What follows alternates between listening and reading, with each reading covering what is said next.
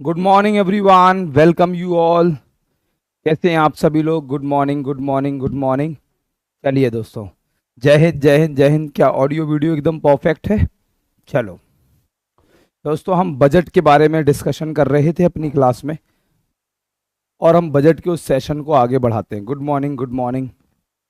Right. चलिए, कैसे हैं आप सभी लोग? जय हिंद, जय हिंद, जय Hind. Everything is all right. तो आज हम दोस्तों बजट के बारे में सेशन को आगे बढ़ाते हैं और बजट की तमाम सारी बातें करते हैं। कल की क्लास में हमने बजट का पॉलिटी और बजट का हिस्टोरिकल पर्सपेक्टिव को समझा।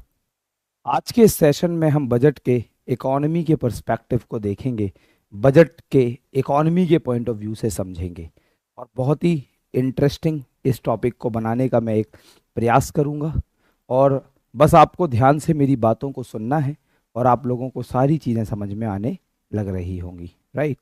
चलो। तो चलिए दोस्तों, शुरू करें अपना सेशन। अगर हम बात करें तो बजट होता क्या है, कल हमने यहां से शुरू किया था कि अगर हम बात करते हैं बजट, अब आप क्या करिए, अपनी कॉपी के पन्ने को घुमा लीजिए, कॉपी के पन्ने को घुमा लीजिए लाइक दिस। राइट। और कॉपी के पन्ने को घुमाकर पूरा हॉरिजॉन्टली लिखिएगा, क्योंकि पूरा बड़ा फ्लो चार्ट होगा।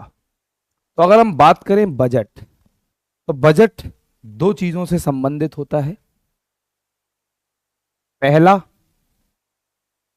सरकार के राजस्व, सरकार के राजस्व, गवर्नमेंट रेवेन्यूज।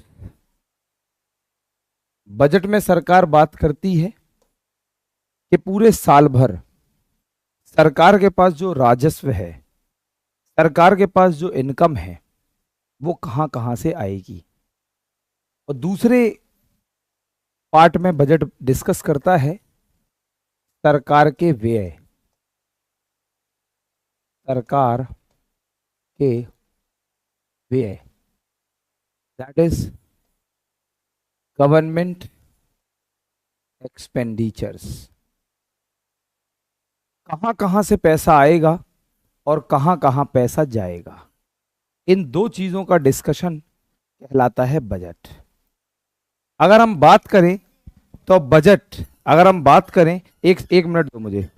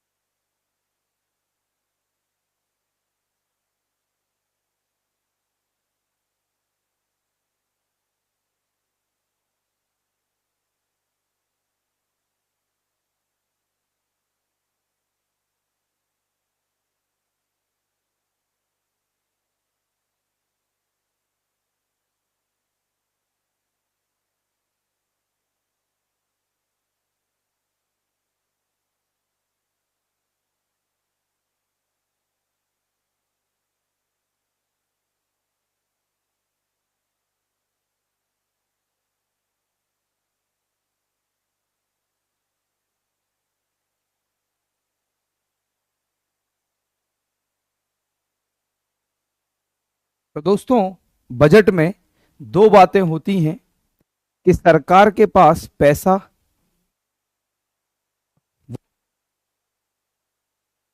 सरकार के पास पैसा कहां से आता है।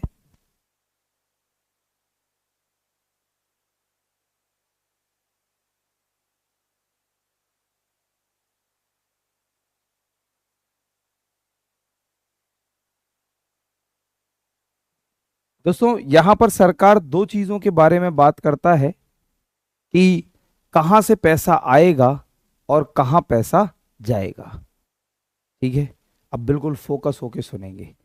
आने वाली जैसे जैसे क्लास आगे बढ़ेगी, वैसे ही दोस्तों, तो अभी हमारा जो डिस्कशन का पार्ट है वो गंभीर होता जाएगा, इसलिए ध्यान से सुनना।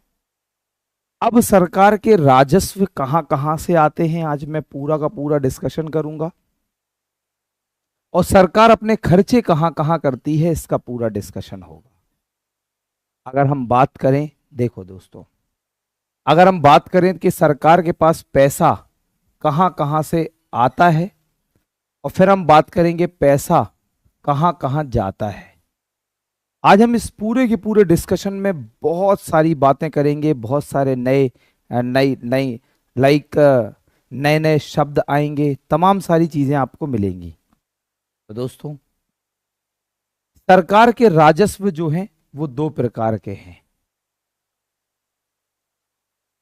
एक होते हैं राजस्व प्राप्तियां, रेवेन्यू रिसीप्ट, राजस्व प्राप्तियां, रेवेन्यू रिसीप्ट, हिंदी में कहते हैं राजस्व प्राप्तियां, रेवेन्यू रिसीप्ट्स। दूसरा होता है कैपिटल रिसीप्ट, हिंदी में कहते हैं पूंजीगत प्राप्तियां, capital receipt, capital receipt, that is पूंजीगत प्राप्तियां। सरकार के जो राजस्वों के स्रोत हैं, सरकार के जो इनकम के स्रोत हैं, वो दो प्रकार के हैं। एक राजस्व प्राप्तियां हैं और एक पूंजीगत प्राप्तियां हैं। इसी तरह सरकार के जो खर्चे हैं वो भी दो प्रकार के हैं दोस्तों। एक यहां पे देखो राजस्व वर्ड लिखा है रेवेन्यू, यहां पर भी होता है रेवेन्यू, रेवेन्यू यहां पर भी रेवेन्यू, लेकिन एक्सपेंडिचर, राजस्व व्यय, राजस्व व्यय। दोस्तों यहां पर दूसरा जो है उसे कहते हैं कैपिटल एक्सपेंडिचर, कैपिटल एक्सपेंडिचर, जैसे कहते हैं पूंजीगत व्यय, पूंजीगत व्यय। मेरे प्यारे साथियों, सरकार के जो खर्चे हैं वो भी दो तरीके के हैं। यहां देखो राजस्व प्राप्तियां, यहां देखो राजस्व व्यय, यहां पर देखो पूंजीगत प्राप्तियां, यहां पर देखो पूंजीगत व्यय। तो सरकार के राजस्व और सरकार के खर्चे दो प्रकार के होते हैं। जरा प्यार से और अच्छी तरह से ध्यान से समझने का एक प्रयास करेंगे, बढ़िया से आप लोगों को ये कॉन्सेप्ट समझ में आएगा। अगर हम सरकार के खर्चों और सरकार के राजस्वों के बारे में बात करें तो सरकार के खर्चे और सरकार के राजस्व दो प्रकार के होते हैं, राइट। एक जैसे हम कहते हैं राजस्व प्राप्तियां और दूसरा जैसे हम कहते हैं राजस्व व्यय। एक पूंजीगत प्राप्तियां, एक पूंजीगत व्यय। फोकस। अब ये होते क्या हैं? देखो चार नए शब्द हैं आप लोगों के पास, और इन चारों नए शब्द को मैं अपने स्टाइल से आपको पढ़ाऊंगा। अगले 5 मिनट जो डिस्कशन चलेगा, अगर आपने वो अगले 5 मिनट का डिस्कशन अच्छी से तरह सुन लिया तो मैं आप लोगों को बता दूं कि अभी ये पूरा जो व्हाइट बोर्ड दिख रहा है ये पूरा रंगीन होगा, पूरा का पूरा। और आप लोगों को आंख बंद करके आप बता दोगे मुझे, और मैं ये एक्सरसाइज भी करवाऊंगा।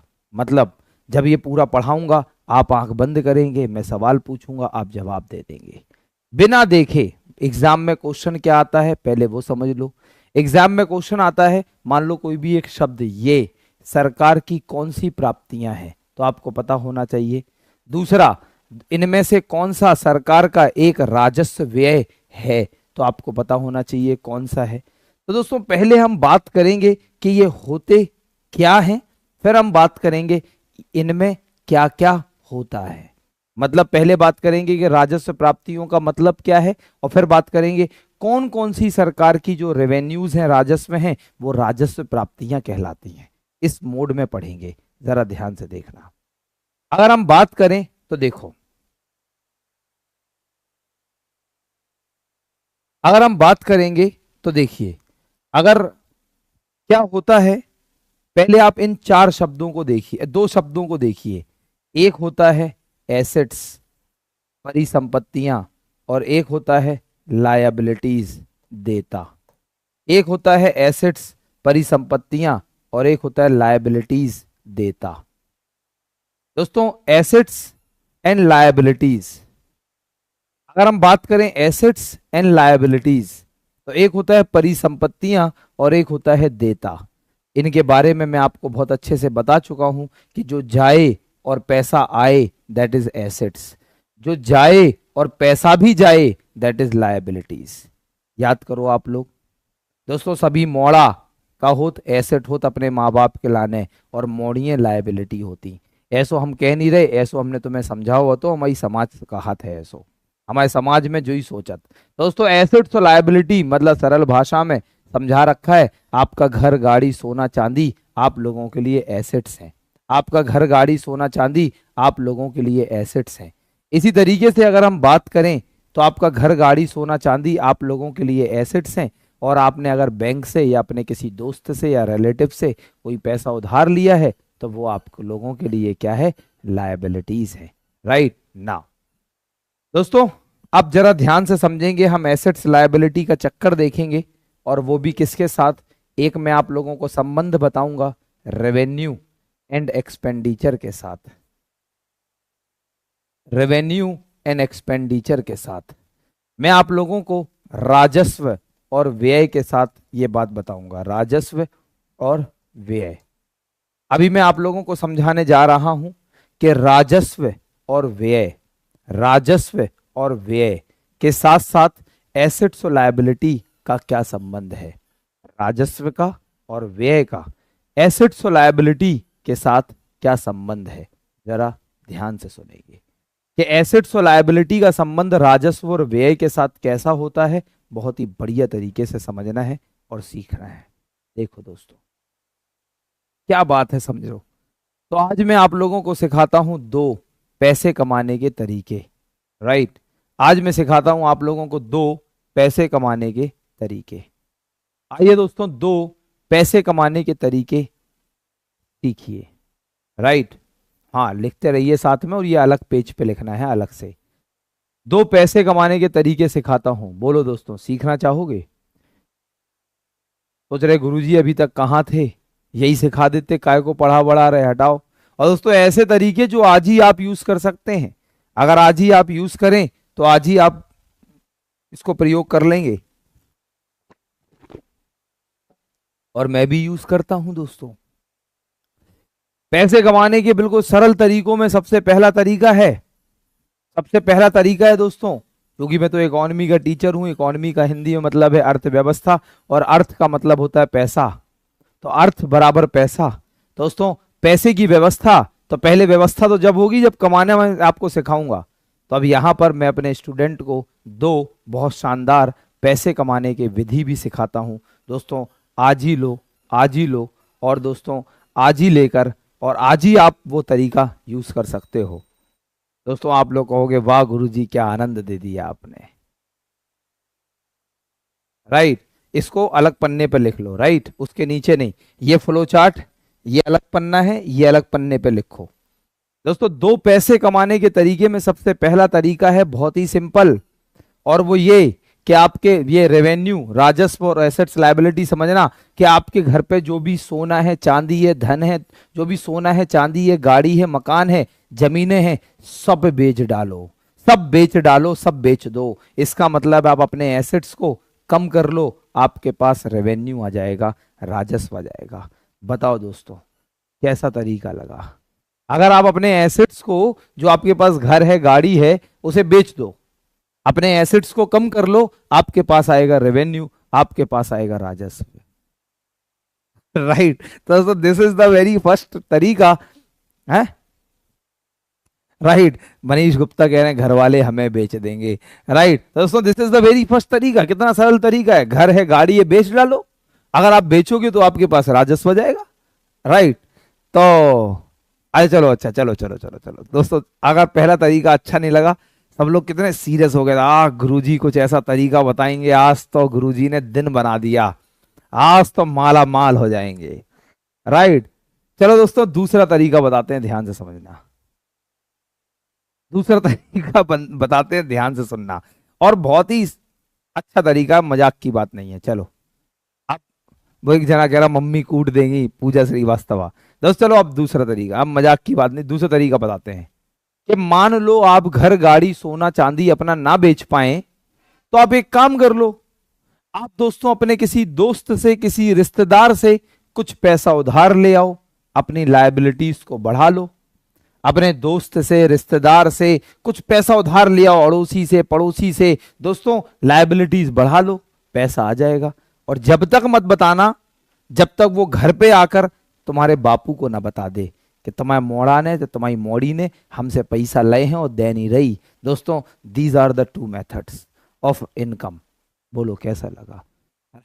दोस्तों अगर हम बात करें तो राजस्व कमाने के दो तरीके हैं, या तो आप लोग अपने घर को बेच दो, या तो आप लोग अपने घर को बेच दो, या दूसरा दोस्तों आप अपनी लायबिलिटीज को बढ़ा लो, देयता को बढ़ा लो। इसका मतलब है दोस्तों सरकार के पास राजस्व के दो तरीके हैं। सरकार के पास राजस्व के दो तरीके हैं, और पहला तरीका है सरकार के पास कि सरकार अपने रेवेन्यूज को कम कर एसेट्स को कम कर ले तो रेवेन्यूज आएगा, और दूसरा तरीका है सरकार अपने लायबिलिटीज को बढ़ा ले तब रेवेन्यू आएगा। आई होप ये दोनों बातें समझ में आ गई। इसका थोड़ी देर बाद यूज करेंगे। आइए दोस्तों जरा एक्सपेंडिचर वाला पार्ट सुनिए। अगर आप ध्यान नहीं देंगे तो आपको समझ में नहीं आएगा। मतलब हमने फिर से बता देते हैं एक बार और कि राजस्व के दो तरीके होते हैं, राजस्व इनकम के, या तो हम अपने एसेट्स को बेच दें, या फिर हम अपनी लायबिलिटीज को बढ़ा लें, या तो एसेट्स को कम कर लें या लायबिलिटीज को बढ़ा लें। दोस्तों एक्सपेंडिचर व्यय, अगर हम एक्सपेंडिचर की बात करते हैं, व्यय की बात करते हैं, तो व्यय के दो तरीके हैं। एक्सपेंडिचर के भी दो तरीके हैं। एक्सपेंडिचर और एसेट्स और लायबिलिटी का संबंध क्या है? मेरी क्लास के वो बच्चे जो अपने एग्जाम में टॉप करने वाले हैं, जिनके पास कॉमन सेंस बहुत ज़्यादा है, जिनका लॉजिक बहुत अच्छा होता है, वो अपने आप समझ गए कि मैं क्या बताने वाला हूँ। वो समझ गए मैं क्या बताने वाला हूँ। मैं आपको बताने वाला हूँ कि एक्सपेंडिचर और एसेट और लायबिलिटी का संबंध क्या होगा। तो जो होशियार बच्चे हैं वो समझ गए, और जो महागधे और गधियां हैं वो दोस्तों बताने के बाद भी नहीं समझेंगे, और वो कहेंगे गुरुजी एक बार और, वंस मोर। तो देखते हैं दोस्तों, बहुत ही सिंपल, जैसे मैंने आपको बताया कि एसेट और लायबिलिटी का कनेक्शन रेवेन्यू के साथ कैसा है कि एसेट को कम करेंगे तो रेवेन्यू आएगा, और लायबिलिटीज को बढ़ाएंगे तो रेवेन्यू आएगा। इसी तरह से व्यय और एसेट और लायबिलिटी का कनेक्शन कैसा है वो समझना। जब आप पैसा खर्च करोगे, देखो व्यय, जब आप पैसा खर्च करोगे, आपने 10 लाख रुपए खर्च किए, एक जमीन खरीद ली, आपने 10 लाख रुपए खर्च करके एक गोल्ड खरीद लिया। इसका मतलब जब आप खर्चा करते हो तो आपके एसेट्स बढ़ जाते हैं, जब खर्चा करते हो तो एसेट्स बढ़ जाते हैं। और दोस्तों दूसरी बात, आपने किसी से लोन लिया था, आपने किसी से पैसा उधार लिया था, दोस्तों जब आप खर्चा करोगे, अपने जेब से पैसा निकाल के उसको वापस करोगे, तो दोस्तों उसकी लायबिलिटी क्या हो जाएगी? कम हो जाएगी। तो अगर आप खर्चा करते हो तो आपकी लायबिलिटीज कम हो जाती हैं, क्योंकि आपने मान लो किसी से लोन लिया, आप खर्चा किया तो आपकी लायबिलिटी कम हो जाती हैं। आप खर्चा करते हो तो एसेट्स बढ़ जाते हैं। तो खर्चा करने से या ईदर एसेट्स इंक्रीज और या फिर लायबिलिटी डिक्रीज, राइट। तो हमने एसेट्स और लायबिलिटी और रेवेन्यू एंड एक्सपेंडिचर का एक रिलेशन समझा। आइए दोस्तों इसी की मदद से मैं ये 4 शब्दों का व्याख्यान आपको देने वाला हूं, ध्यान से सुनेंगे। पहले राजस्व की बात करें तो फिर से एक बार और देख लो कि राजस्व के 2 तरीके हैं, या तो एसेट को कम करके या लायबिलिटीज को बढ़ाकर। देख लिया ना।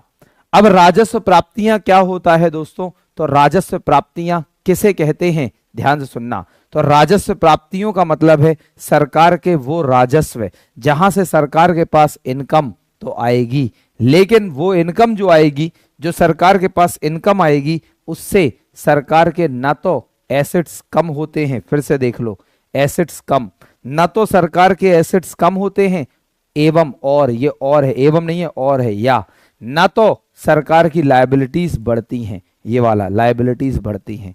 मतलब अगर मान लो सरकार के पास कोई भी पैसा आए, सरकार के पास कोई भी पैसा आए, उससे न तो सरकार के एसेट्स कम हो और न तो सरकार की लायबिलिटीज बढ़े, ऐसे राजस्व को हम रेवेन्यू रिसीप्ट, राजस्व प्राप्तियां कहते हैं। क्या है इसका मतलब? होल्ड ऑन, दिमाग को शांत रखो, समझ में आ जाएगा। इसी प्रकार से मान लो सरकार के पास राजस्व आता है, गवर्नमेंट रेवेन्यूज, सरकार के पास राजस्व आता है, लेकिन या तो फिर सरकार के एसेट्स को कम करके या फिर सरकार की लायबिलिटीज को बढ़ाकर।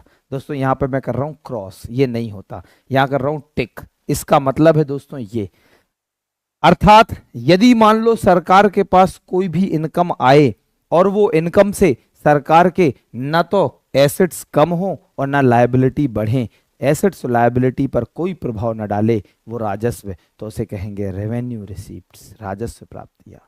और सरकार के पास यदि पैसा आए या तो सरकार के एसेट्स को कम करके आए या लायबिलिटीज को बढ़ाकर आए, इन दोनों में एक ही बार में एक काम होगा, या तो एसेट्स कम या फिर liability increase, either by reducing the assets और बाय इंक्रीजिंग द लायबिलिटीज, या तो एसेट्स कम करके या लायबिलिटीज बढ़ाकर अगर पैसा आता है तो उसे इकोनॉमी की भाषा में कैपिटल रिसीप्ट्स, पूंजी प्राप्तियां कहलाता है। दोस्तों इसी तरीके से अगर हम बात करते हैं, आइए खर्चों का रिलेशन दिखाते हैं। दोस्तों फिर से एक बार देख लो, खर्चा, सरकार का जो व्यय है, सरकार का जो खर्चा है वो एसेट और लायबिलिटी के साथ उसका संबंध है कि जब सरकार पैसा खर्च करेगी या तो परिसंपत्तियों का निर्माण होगा, एसेट्स क्रिएशन होगा, या लायबिलिटी घटेंगी, लायबिलिटी कम होगी। मेरे प्यारे साथियों, सरकार के पास जो पैसा आए, देखो राजस्व शब्द, राजस्व शब्द, कॉमन सेंस लगाओ, लॉजिक लगाओ कि राजस्व राजस्व लिखा है, एसेट लायबिलिटी पर कोई प्रभाव नहीं, लॉजिक काम करता है। अगर अर्थात इसका मतलब यदि सरकार के पास पैसा आए लेकिन उस पैसे से न तो सरकार के, फिर से देख लो, न तो सरकार के एसेट्स बढ़े, न तो सरकार के एसेट्स बढ़ें और ना ही सरकार की जो लायबिलिटीज हैं, सरकार की जो लायबिलिटीज हैं वो कम हो, न तो एसेट्स बढ़ें और ना ही सरकार की लायबिलिटीज कम हो, क्रॉस। दोस्तों this is called revenue expenditure, Hindi में कहते हैं राजस्व व्यय। तो रेवेन्यू एक्सपेंडिचर राजस्व व्यय क्या होता है? तो रेवेन्यू एक्सपेंडिचर राजस्व व्यय का मतलब है यदि सरकार के पास जो भी पैसा आता है उससे न तो सरकार के एसेट्स, सरकार जो भी पैसा खर्च करती है उससे न तो सरकार के एसेट्स बढ़ते हैं और ना ही लायबिलिटी कम होती है। क्या है मतलब? टाइम दो, सब सिखाऊंगा। इसके अलावा कैपिटल एक्सपेंडिचर, अगर आपने मेरा वो बजट का वीडियो देखा है और नहीं देखा है तो तुमने तो वैसे ही पाप कर दिया। मैं आपको बता दूं बहुत अच्छी बात, लास्ट ईयर यूपीपीएससी का एग्जाम जब हुआ तो पता नहीं कौन सा पगला एग्जामिनर था जिसने पेपर बनाया। लास्ट ईयर यूपीपीएससी के प्रीलिम्स में कम से कम 10 में से मैंने उसका भी एनालिसिस किया है, आप जाइए यूट्यूब चैनल पर देखिए, मैंने बहुत ही बढ़िया से यूपीपीएससी के प्रीलिम्स का भी एनालिसिस किया था। बस आपको अगर आप डाल देंगे यूट्यूब पर डॉक्टर भरत यूपीपीएससी ऐसे करके डाल देंगे प्रीलिम्स 2023, दोस्तों उसका मैंने एनालिसिस किया और उसमें बढ़िया बात यह है सारे के सारे क्वेश्चन एक दो छोड़कर सिर्फ बजट से ही आए थे, सारे के सारे क्वेश्चन एक दो छोड़कर सिर्फ बजट से ही आए थे और करंट अफेयर नहीं, सिर्फ बजट से ही आए थे। इसलिए दोस्तों इसको बहुत ध्यान से सुनना है, अगर नहीं पढ़ोगे तो अपना क्या जाता, इसमें तेरा घाटा मेरा कुछ नहीं जाता, बस थोड़ा सिलेक्शन मिल जाता अगर तुम थोड़ा पढ़ लेते। दोस्तों इसलिए ध्यान से सुना करो, शिक्षकों की बात माना करो। भैया हमारा कोई स्वार्थ नहीं है तुम्हारे साथ, राइट, हम बिल्कुल शिक्षक और माता पिता निस्वार्थ व्यक्ति होते हैं इस धरती पर। शिक्षकों को और माता पिताओं को कुछ नहीं चाहिए दोस्तों, सिर्फ एक ही दो ऐसे व्यक्ति हैं पूरे सृष्टि पर, एक आपके माता पिता और दूसरे शिक्षक, जो हमेशा तुम्हारी तरक्की से खुश होंगे, जो हमेशा तुम्हारी तरक्की से खुश होंगे और जो सच में चाहते होंगे कि तुम जीवन में तरक्की करो, राइट। एक समय बाद तुम्हारा भाई और तुम्हारी बहन भी ईर्ष्या करना प्रारंभ कर देती है। अगर मान लो मियाँ बीबी दोनों वर्किंग हैं और मान लो एक समय बाद मियाँ बीबी में भी अगर मान लो बीबी ज्यादा कमाए मियाँ कम कमाए, तो ज्योति मौर्य का केस तुम्हारे पास है। अगर मान लो मियाँ ज्यादा कमा रहा बीबी कम कमा रही, दोस्तों इनके बीच भी ईर्ष्या की भावना उत्पन्न होती है, राइट। इनके बीच में ईर्ष्या की भावना उत्पन्न होती है। लेकिन दोस्तों सिर्फ दो ऐसे प्राणी हैं पूरे हिंदुस्तान में, एक शिक्षक, दूसरे आपके माता पिता, जो सच में चाहते हैं कि आपका कल्याण हो और आप उनसे भी ऊपर जाएं। दोस्तों इस दुनिया में सिर्फ दो लोग ऐसे हैं जो चाहेंगे कि आप उनसे कई गुना ऊपर जाएं। तो दोस्तों एक सच्चे शिक्षक की सच्ची पुकार अगर नहीं सुनोगे तो बेटा तुम्हारे जीवन में क्या ही मिलेगा, तुम्हें पता ही है, बोलने की मुझे आवश्यकता नहीं है। जैसे इस बार का जब मैं बजट समझा रहा था तो मैंने बार बार कहा कि पूंजीगत व्यय सरकार का रहा 11,11,111 रुपए, 111 करोड़ रुपए का। ऐसा मैंने अपने बजट में 2-3 बार बोला कि इस बार का सरकार का बजट रहा 11 लाख, पूंजीगत व्यय 11,11,111 करोड़ रुपए का। अब मान लो आपको यही पता ही नहीं होगा कि पूंजीगत व्यय क्या है, तो आप उस वीडियो को देख तो रहे थे लेकिन उसे पूरी तरीके से समझ नहीं पा रहे थे। लेकिन जब बजट का कॉन्सेप्ट पढ़ लोगे, फिर एक बार उसे देखोगे मल्टीप्लाई बाय 2 स्पीड करके, फिर कहोगे गुरुजी पूरा कॉन्सेप्ट बजट का क्लियर हो गया। इसलिए दोस्तों एक सिस्टम होता है, उस सिस्टम के अकॉर्डिंग हम पढ़ते हैं, पठन पाठन की प्रक्रिया करते हैं, राइट। तो जरा ध्यान से समझेंगे पूंजीगत व्यय। तो पूंजीगत व्यय है क्या, पहले वो देखो। पूंजीगत व्यय, ये देखो पूंजीगत मतलब एसेट्स लायबिलिटी पर प्रभाव, अर्थात दोस्तों ये सरकार के वो खर्चे हैं, यहां फिर से देख लो, सरकार एसेट्स बढ़ेगा, सरकार के वो खर्चे हैं जिनसे सरकार के एसेट्स बढ़ते हैं, जिनसे सरकार के एसेट्स बढ़ेंगे, सरकार जो खर्च करेगी उससे एसेट्स बढ़ेंगे, या फिर ये देखो लायबिलिटी कम, या फिर सरकार की जो लायबिलिटीज हैं वो कम होंगी। मतलब यहां मैं कर रहा टिक, यहां लो।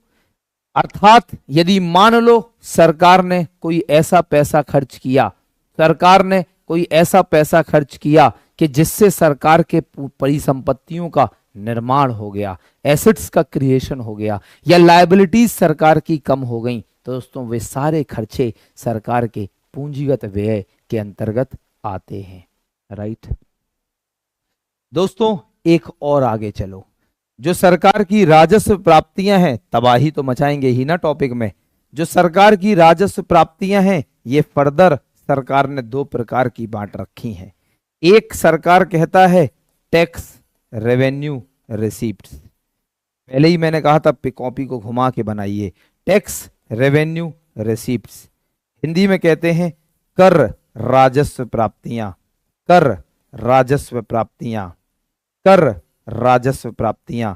तो जो भी सरकार के पास कर राजस्व प्राप्तियां, मतलब बताएंगे थोड़ी देर बाद, तो ये बस ये समझो ये 2 प्रकार का है, एक कर राजस्व प्राप्तियां, एक नॉन टैक्स रेवेन्यू रिसीप्ट से, कर भिन्न राजस्व प्राप्तियां, नॉन टैक्स रेवेन्यू रिसीप्ट्स। तो दोस्तों नॉन टैक्स रेवेन्यू रिसीप्ट 2 प्रकार, टैक्स और नॉन टैक्स, खत्म, कर और गैर कर। दोस्तों रेवेन्यू रिसीप्ट्स, दोस्तों इसे कहेंगे कर भिन्न, कर भिन्न, दोस्तों कर भिन्न या गैर कर, गैर कर राजस्व प्राप्तियां। मैं पूरा नहीं लिख रहा, आप पूरा लिखेंगे, गैर कर राजस्व प्राप्तियां। मतलब जो राजस्व प्राप्तियां हैं वो 2 प्रकार के हैं, एक जैसे हम लोग कहते हैं दोस्तों कर राजस्व प्राप्तियां, और दूसरा गैर कर राजस्व प्राप्तियां। चलो जी ठीक है। इसी तरीके से जो हमारा पूंजीगत प्राप्तियां होता है कैपिटल रिसीप्ट्स, ये भी 2 प्रकार के होते हैं। कौन कौन से, आओ। जो पूंजीगत प्राप्तियां हैं ये भी 2 प्रकार के होते हैं दोस्तों, और ये एक होता है जैसे हम कहते हैं debt capital receipt, debt capital receipts. पूंजीगत प्राप्तियां भी 2 प्रकार की होती हैं, एक डेट कैपिटल रिसीप्ट्स, जैसे हम कहते हैं ऋण पूंजीगत प्राप्तियां, जैसे हम कहते हैं ऋण पूंजीगत प्राप्तियां, ऋण पूंजीगत प्राप्तियां, ऋण पूंजीगत प्राप्तियां, आप पूरा लिखेंगे, राइट। एक होता है जिसे हम लोग कहते हैं non debt, non debt capital receipt, कर ऋण भिन्न, नॉन डेट कैपिटल रिसीप्ट, कर भिन्न और ऋण भिन्न या गैर ऋण। आप इन्हें दो नाम से बता सकते हैं हिंदी में, ऋण भिन्न, ऋण भिन्न या गैर ऋण, गैर ऋण। और आगे पूंजीगत प्राप्तियां, गैर ऋण पूंजीगत प्राप्तियां। तो मेरे प्यारे साथियों, जो हमारे राजस्व प्राप्तियां हैं वो दो प्रकार के हैं, एक कर राजस्व प्राप्तियां और एक गैर कर राजस्व प्राप्तियां। इसी तरीके से जो ऋण पूंजीगत जो पूंजीगत प्राप्तियां हैं वो दो तरीके की हैं, एक ऋण पूंजीगत प्राप्तियां, एक गैर ऋण पूंजीगत प्राप्तियां। क्या होता है ये मैं समझाऊंगा दोस्तों, चिंता ना करें। राइट, पहले तो इनकी मीनिंग फिर से याद कर लो। यदि रेवेन्यू शब्द आ जाए चाहे राजस्व में और चाहे व्यय में, तो इतना मानना रेवेन्यू से एसेट्स और लायबिलिटी पर कोनो इम्पैक्ट नहीं पड़त है। अगर आ जाए राजस्व प्राप्तियां, रेवेन्यू रिसीप्ट, इसका मतलब है रिसीप्ट तो कैसे आता है, एसेट को कम करके या लायबिलिटी को बढ़ाकर, एसेट को कम करके या लायबिलिटी को बढ़ाकर। अगर आ जाए रेवेन्यू रिसीप्ट, आंख बंद करो, राजस्व प्राप्तियां, इसका मतलब है सरकार के पास पैसा तो आएगा लेकिन ना तो सरकार के एसेट्स को कम करके और ना लायबिलिटीज को बढ़ाकर। क्या मतलब, आओ दोस्तों, नंबर 1 आ जाओ, ये लो, देख लो, पढ़ लो।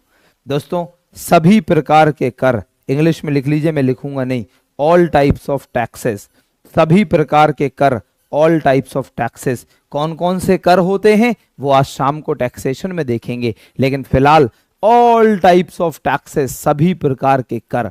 दोस्तों मेरी सरकार के पास जितने भी प्रकार के टैक्सेस से पैसा आता है, एवरीवन, जितने भी प्रकार के पास, जितने भी सरकार के पास किसी भी प्रकार से पैसा आता है दोस्तों, वो सरकार का राजस्व होता है। सबको ये ऊपर देखो, जहां मैं कहूंगा वहीं देखना है, वहीं सुनना है। जो भी करों से सरकार के पास पैसा आता है वो राजस्व हुआ।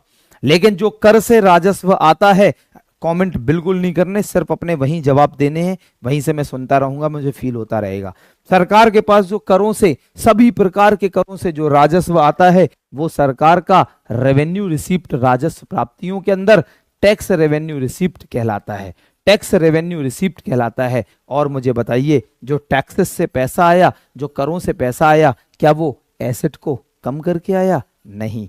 क्या वो लायबिलिटी को बढ़ा के, पूछ नहीं रहा, बताना नहीं है, क्या एसेट को कम करके आया? नहीं। क्या लायबिलिटी को बढ़ा के आया? नहीं। इसका मतलब जितने भी प्रकार के टैक्सेस से पैसा आता है वो राजस्व प्राप्तियां कहलाता है। और राजस्व प्राप्तियों के अंदर कौन सी प्राप्तियां? कर राजस्व प्राप्तियां। दोस्तों इसी तरीके से ऐसी और कौन कौन सी राजस्व प्राप्तियां हैं जो कर के अलावा हो, जो कर के अलावा हो, जो कर के अलावा हो, लेकिन उनसे ना तो एसेट कम हो और ना ही लायबिलिटी बढ़े। मतलब दोस्तों थोड़ा पेशेंस रखेंगे, सब समझ में आएगा। राइट, तो मतलब क्या होता है जरा ध्यान से देखेंगे। जैसे सरकार के पास, और लिखते भी जाएंगे, नंबर 1 सरकार के पास फी, फाइन्स, लाइसेंस से जो पैसा आता है, हिंदी में लिख सकते हैं फी को फी ही कहते हैं दोस्तों, फाइन्स को जुर्माना और लाइसेंस को लाइसेंस ही कहते हैं, या लाइसेंस कह लो, परमिट्स कह लो। दोस्तों मान लो सरकार के इतने सारे सरकारी स्कूल्स हैं, सरकारी कॉलेजेस हैं, सरकारी अस्पताल हैं। दोस्तों इन सारी जगहों पर जब हम जाते हैं, पर सेवा लेते हैं, तो सरकार को हम फी देते हैं, तो फी से सरकार के पास राजस्व जाता है। दोस्तों रेड लाइट हमने जंप कर दी, सरकार ने फाइन ठोक दिया, उससे राजस्व आता है। दोस्तों हमने दारू का ठेका लेने के लिए लाइसेंस लिया, पेट्रोल पंप के लिए लाइसेंस लिया, उससे सरकार, ड्राइविंग लाइसेंस लिया, उससे सरकार के पास राजस्व जाता है। दोस्तों फी, फाइन्स, लाइसेंस ये वे स्रोत हैं जिनसे सरकार के पास पैसा जाता है। लेकिन सरकार के क्या जो राजस्व प्राप्त हुए उनसे एसेट्स कम हुए? ना। क्या लायबिलिटी कम हुई, बढ़ी? ना। इसीलिए इसे हम कहते हैं रेवेन्यू रिसीप्ट, राजस्व प्राप्तियां। लेकिन ये रेवेन्यू रिसीप्ट के अंदर क्या है? नॉन टैक्स, मतलब कर भिन्न। इसका मतलब टैक्स के अलावा, कर भिन्न, इसका मतलब टैक्स के अलावा जो राजस्व प्राप्तियां हैं उसे कहते हैं कर भिन्न। जैसे नंबर 2 हम कह सकते हैं गिफ्ट्स एंड ग्रांट्स, उपहार एवं अनुदान। गिफ्ट्स एंड ग्रांट्स, उपहार एवं अनुदान, हिंदी में उपहार एवं अनुदान। दोस्तों अगर मैं बात करूं तो उपहार एवं अनुदान, उपहार एवं अनुदान का मतलब है दोस्तों, कि उपहार एवं अनुदान का मतलब है, मान लो हमारे देश में अभी फ्रांस के दोस्तों इमैनुअल मैक्रोन हमारे रिपब्लिक डे पर आए थे, राइट। इमैनुअल मैक्रोन हमारे रिपब्लिक डे पर आए थे, और मान लो बड़े खुश हो जाएं मोदी जी के आओ भगत से, बड़े खुश हो जाएं मोदी जी के आओ भगत से, और दोस्तों वो कहें कि चलिए मोदी जी इतने करोड़ रुपए का तुम गिफ्ट ले लो, इतनी ग्रांट्स ले लो, तुम अपने देश में ये करा लो, दोस्तों सरकार के पास क्या आएगा? राजस्व आएगा। लेकिन वैसे राजस्व से क्या सरकार के एसेट्स कम होंगे? ना। क्या लायबिलिटी बढ़ेंगे? ना। इसलिए राजस्व प्राप्तियां, लेकिन टैक्स के अलावा हैं, इसलिए कर भिन्न राजस्व प्राप्तियां कहलाता है।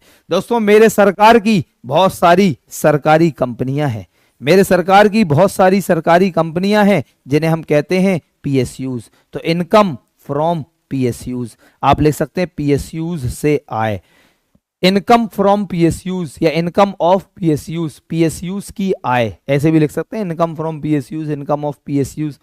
पब्लिक सेक्टर अंडरटेकिंग्स, जैसे सरकार 3 भागों में बांटती है, महारत्ना, नवरत्ना, मिनी रत्नाज।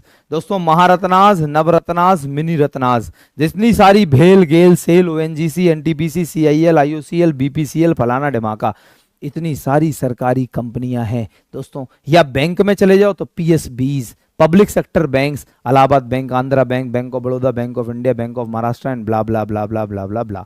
इतनी सारी दोस्तों सरकार की सरकारी कंपनियां हैं। इन सरकारी कंपनियों से सरकार के पास जो पैसा आता है वो सरकार का राजस्व हुआ। लेकिन जो सरकारी कंपनियों से इनकम आएगी, आय आएगी, क्या वो सरकार के एसेट्स को कम करेगी? ना। क्या लायबिलिटी को बढ़ाएगी? ना। इसका मतलब है वो राजस्व प्राप्तियां हुआ। चूंकि वो टैक्स के अलावा है तो इसे हम कहते हैं नॉन टैक्स। इसी तरीके से दोस्तों मान लो मेरी सरकार ने लोन दिया, मेरी सरकार ने लोन दिया, लोन से सरकार के पास इंटरेस्ट आ रहा है दोस्तों, इंटरेस्ट रिसीव्ड फ्रॉम लोन। मेरी सरकार ने लोन दिया और सरकार के पास interest received from loan, Hindi में लिख सकते हैं दिए गए ऋणों से प्राप्त राजस्व ब्याज, दिए गए ऋणों से प्राप्त ब्याज, interest received from loan, interest received from loan. दोस्तों जो हमारी सरकार ने लोन्स दिए, इंटरेस्ट रिसीव्ड फ्रॉम लोन, दिए गए ऋणों से प्राप्त ब्याज। दोस्तों हमारी सरकार ने जो लोन दिए, दिए गए ऋणों से प्राप्त ब्याज, दोस्तों इंटरेस्ट रिसीव्ड फ्रॉम लोन। सरकार, मान लो मैं सरकार हूं, मैंने आप लोगों को लोन दिया था, आप लोग मुझे उसका इंटरेस्ट ब्याज दे रहे हो, ब्याज जब दोगे तो मेरे लिए राजस्व होगा। देखो गवर्नमेंट का रेवेन्यू, सरकार का राजस्व है। अब दोस्तों ऐसे राजस्व से क्या मेरे एसेट्स कम हुए? ना। क्या मेरे लायबिलिटी बढ़े? ना। इसका मतलब है मेरे ये राजस्व प्राप्तियां हैं, लेकिन ये टैक्स से अलग हैं, इसलिए नॉन टैक्स रेवेन्यू रिसीप्ट। दोस्तों इसी में आता है, आप लोग पहली बार सुनेंगे ये शब्द, और तो और जितने बच्चे इस क्लास में मुझे देख रहे हैं, मास्टर्स ऑफ इकोनॉमिक्स भी करी होगी, तब भी गारंटी दे रहा पहली बार सुनेंगे। दोस्तों शब्द है एस्टीट, एक शब्द होता है एस्टीट। एस्टीट हिंदी में भी इसको ऐसे ही लिखेंगे, हिंदी में लिख सकते हैं राजगामी परिसंपत्तियां। एस्टीट राजगामी परिसंपत्तियां, एस्टीट ये क्या होता है दोस्तों? एक थे मिस्टर एक्स, मिस्टर एक्स की हो गई डेथ है, और after the death of mister X there is nobody to have a right to claim on the property which belong to mister X. अगर मिस्टर एक्स की मृत्यु होने के बाद उनकी प्रॉपर्टी पर कोई क्लेम करने वाला ना हो, उनकी प्रॉपर्टी पर कोई क्लेम करने वाला ना हो, दोस्तों जब उनकी प्रॉपर्टी पर कोई क्लेम करने वाला नहीं होता है तो वो बाय डिफॉल्ट किसकी प्रॉपर्टी हो जाती है? वो सरकार की प्रॉपर्टी हो जाती है, सरकार के राजस्व में जाती है, सरकार के खाते में जाती है। मान लो ASI Archaeological Survey of India कहीं पर खुदाई करता है, और ASI Archaeological Survey of India ने कहीं पर खुदाई करी, और उस खुदाई में आर्कियोलॉजिकल सर्वे ऑफ इंडिया को दोस्तों सोना मिला, कई टन सोना मिला नीचे से, दोस्तों वो किसका होगा? सरकार का होगा। जिस प्रॉपर्टी पर कोई क्लेम करने वाला ना हो तो वो सरकार की कहलाती है, और उसे कहते हैं एस्टीट। दोस्तों ये भी सरकार के लिए एक राजस्व है, लेकिन क्या एसेट कम हुए? ना। क्या लायबिलिटी बढ़ी? ना। दोस्तों राजस्व प्राप्तियां और टैक्स से अलग है, इसलिए कर भिन्न। एक और आता है इसमें स्पेशल असेसमेंट फी। दोस्तों जगह नहीं है इसलिए ऐसे में लिख रहा हूं, स्पेशल असेसमेंट फी। विशेष निर्धारण शुल्क, हिंदी में लिख लो स्पेशल असेसमेंट फी, स्पेशल असेसमेंट फी, विशेष निर्धारण शुल्क, स्पेशल असेसमेंट फी, विशेष निर्धारण शुल्क। दोस्तों ये स्पेशल असेसमेंट फी, विशेष निर्धारण शुल्क, ये क्या होता है? देखो दोस्तों, दिल्ली में मेरा एक लैंड थी मेरे पास, राइट। तो मैंने कभी, जब मैं आया था शुरुआत में ही, मैं दोस्तों बीकॉम ऑनर्स फर्स्ट ईयर में था, और पहले दूसरे महीने से ही दोस्तों आपको बताया कि मैंने 12 जुलाई आया, 19 जुलाई को पढ़ाना शुरू कर दिया। पहले दूसरे महीने में ही दोस्तों मेरा जो गल्ला है वो 30-40 हज़ार का होने लगा। और मैं तो एक छोटा सा स्टूडेंट था, लेकिन मैं क्या करता था, शाम को 2 बजे से, कॉलेज खत्म हुआ 2-2:30 बजे, दोस्तों 2 बजे से लेकर रात के 11 बजे तक ट्यूशन्स पढ़ाता था, राइट। शुरुआत फिर मैंने 1-1.25 महीना, बताऊंगा कहानी लंबी चौड़ी है, गांधी विहार से वहां तक हकीकत नगर तक पैदल जाता था 4 रुपए बचाकर, राइट। 4 रुपए बचते थे, शर्ट पैंट पूरा गीला हो जाता था। फिर 1-1.5 महीने बाद जब ट्यूशन से फीस मिली, फिर मैंने साइकिल ली, फिर मेरे और ट्यूशन बढ़े, फिर मैं विजयनगर, मॉडल टाउन, यहाँ आसपास की जगह हैं, यहाँ पर दोस्तों पढ़ाने लगा। और 2-3 महीने के अंदर अंदर मेरा गल्ला 20-30-40 ऐसे बढ़ता गया। मुझे याद है फर्स्ट ईयर एंड में आते आते मैं 70-80 हज़ार का गल्ला होने लगा भाई साहब। यहाँ होम ट्यूशन का पैसा बहुत मिलता दोस्तों, फोन आता, सर आप होम ट्यूशन पढ़ाते, एक के बच्ची को पढ़ाया दोस्तों, वो टॉपर बन गई, राइट। तो क्या होता कि अब इंटरलिंक होते हैं समाज में, तो वो मतलब बिल्कुल ही मीडियोकर स्टूडेंट थी, लेकिन उसने टॉप कर लिया अपने फर्स्ट सेमेस्टर, क्या होता था फर्स्ट टर्म में टॉप कर लिया। तो फिर उसके बहुत सारे लिंक के द्वारा मेरे पास बढ़िया ट्यूशन आ गए। अब भाई साहब अपन ने अपना फीस 3 गुना कर दी। अपन ने कहा भाई साहब अपन तो स्पेशल आदमी है, इतनी फीस लेंगे, तो बढ़िया हमारा काम होने लगा। फिर क्या हुआ, 5-6 महीने के अंदर ही हमने भाई साहब, अभी चल रहा था हमारा ग्रेजुएशन फर्स्ट ईयर, हमने एक अंडर डेवलप्ड जगह पर लैंड खरीद के डाल दी, ठीक है, दिल्ली में एक लैंड खरीद के डाल दी। अब दोस्तों क्या हुआ, डली रही, वो डली रही। मैं सोचा कभी देखेंगे घर भर बनाएंगे, कभी ऐसी, अपन तो इकोनॉमी के टीचर है ना, अपन को आता है पैसे से पैसा पैदा करना, पैसे से पैसा पैदा करना दोस्तों। ऐसी थोड़ी ना इतने जल्दी, इतने कम समय में ऐसे कई करोड़पति बन गए दोस्तों, अपन कई करोड़ों के पति बन गए, सॉरी है। तो अगर हम बात करें तो जरा ध्यान से समझना। तो क्या हुआ कि अपन ने एक लैंड डाल दी। अब थोड़े दिनों बाद, अभी मैं देखा कि लाइक 4-5 साल पहले की बात है, अब तो थोड़े दिनों बाद अभी वहां से क्या हुआ, मेट्रो का प्रोजेक्ट पास हुआ, उसी के घर के, उसी लैंड के सामने से मेट्रो का प्रोजेक्ट पास हुआ। ओ भाई साहब, मेरी लैंड के कम से कम 20 गुना दाम बढ़ गए, मेरी लैंड के 20 गुना दाम बढ़ गए दोस्तों। जो मैंने भूमि, जो जमीन खरीदी, उसके 20 गुना दाम बढ़ गए। ओ भाई साहब, जब ऐसा हुआ, जब 20 गुना दाम बढ़े, तो सरकार का मेरे पास इंफॉर्मेशन आई, भाई साहब आप एक अपना सरकार को फीस जमा करें। मैंने कहा कौन सी? कहा कि भाई साहब आपकी जमीन की वैल्यूएशन बढ़ गई। मैंने कहा किस बात से? उसने कहा क्योंकि यहां पर विकास हुआ है। दोस्तों अगर मान लो कभी विकास हो और उस विकास की वजह से आपके प्रॉपर्टी की, जमीन की, जब आप खरीदते हैं तब तो रजिस्ट्री करवाते ही हैं, सरकार को पैसा देते ही हैं, लेकिन उसके बाद अगर आपकी वैल्यूएशन बढ़ती है तो आप हल्का सा एक छोटा सा अमाउंट सरकार को देते हैं, राइट। तो दोस्तों, तो सरकार को देते हैं, तो इसे हम लोग कहते हैं स्पेशल असेसमेंट फी, विशेष निर्धारण शुल्क, दैट्स इट।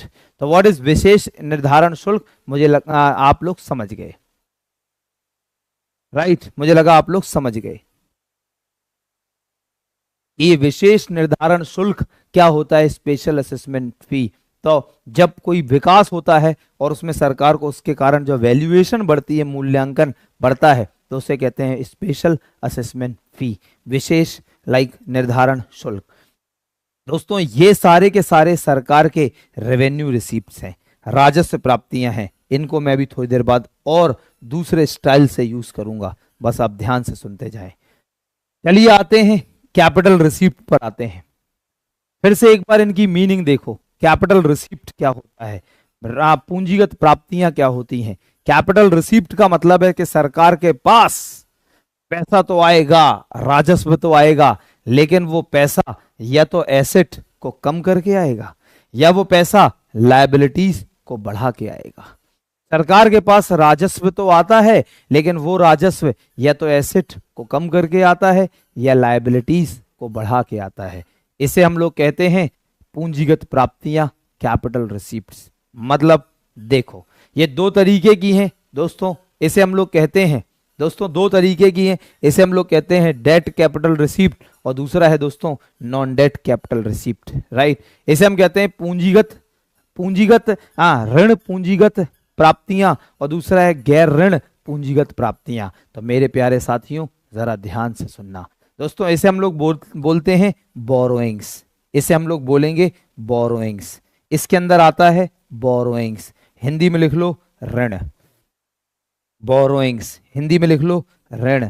दोस्तों ऋण की अगर हम बात करें तो ऋण दो तरीके के हैं। मेरे पास जगह थोड़ी कम है, मैं ऐसे ऐसे लिख रहा हूं, आप पूरा लिखेंगे अपनी कॉपी में बढ़िया। ऋण दो तरीके के हैं, एक इंटरनल दोस्तों आंतरिक ऋण, आप ऐसे लिख लो, एक इंटरनल आंतरिक ऋण इंटरनल और दूसरा एक्सटर्नल, राइट एक्सटर्नल। मैं यहां पे लिख देता हूं आपको क्या लिखना है। बोरोइंग्स जहां पे आपने लिखा बोरोइंग्स उसके नीचे आप ऐसे बना लो, बोरोइंग्स दो तरीके से, एक दोस्तों आंतरिक ऋण इंटरनल, एक आंतरिक ऋण इंटरनल, इंटरनल बोरोइंग्स आंतरिक ऋण, राइट। इंटरनल पूरा लिखना, इंटरनल बोरोइंग्स आंतरिक ऋण और दूसरा होता है दोस्तों एक्सटर्नल बोरोइंग बाहरी ऋण। सरकार के पास ऋण के दो स्रोत हैं और दो तरीके से सरकार ऋण ले सकती है, एक आंतरिक ऋण और दूसरा बाहरी ऋण। इंटरनल बोरोइंग्स आंतरिक ऋण का मतलब है मेरे प्यारे साथियों, आंतरिक ऋण का मतलब है, देखो दोस्तों राइट, आंतरिक ऋण की अगर हम बात करें इंटरनल बोरोइंग्स मतलब जो देश के अंदर, एक्सटर्नल बोरोइंग्स की बात करें जो देश के बाहर। इंटरनल बोरोइंग्स जो देश के अंदर और एक्सटर्नल जो देश के बाहर से आई हो। इंटरनल देश के अंदर, आप इसके नीचे लिखेंगे इंटरनल बोरोइंग्स मतलब क्या, देश के अंदर नंबर 1 आरबीआई, सरकार की बैंक आरबीआई। आप याद करो दोस्तों कि मैंने आप लोगों को बताया था ट्रेजरी बिल, ट्रेजरी बिल के द्वारा सरकार लोगों से और बैंकों के द्वारा, मतलब सरकार आरबीआई से बैंकों और लोगों के द्वारा शॉर्ट टर्म के लिए पैसा लेती है।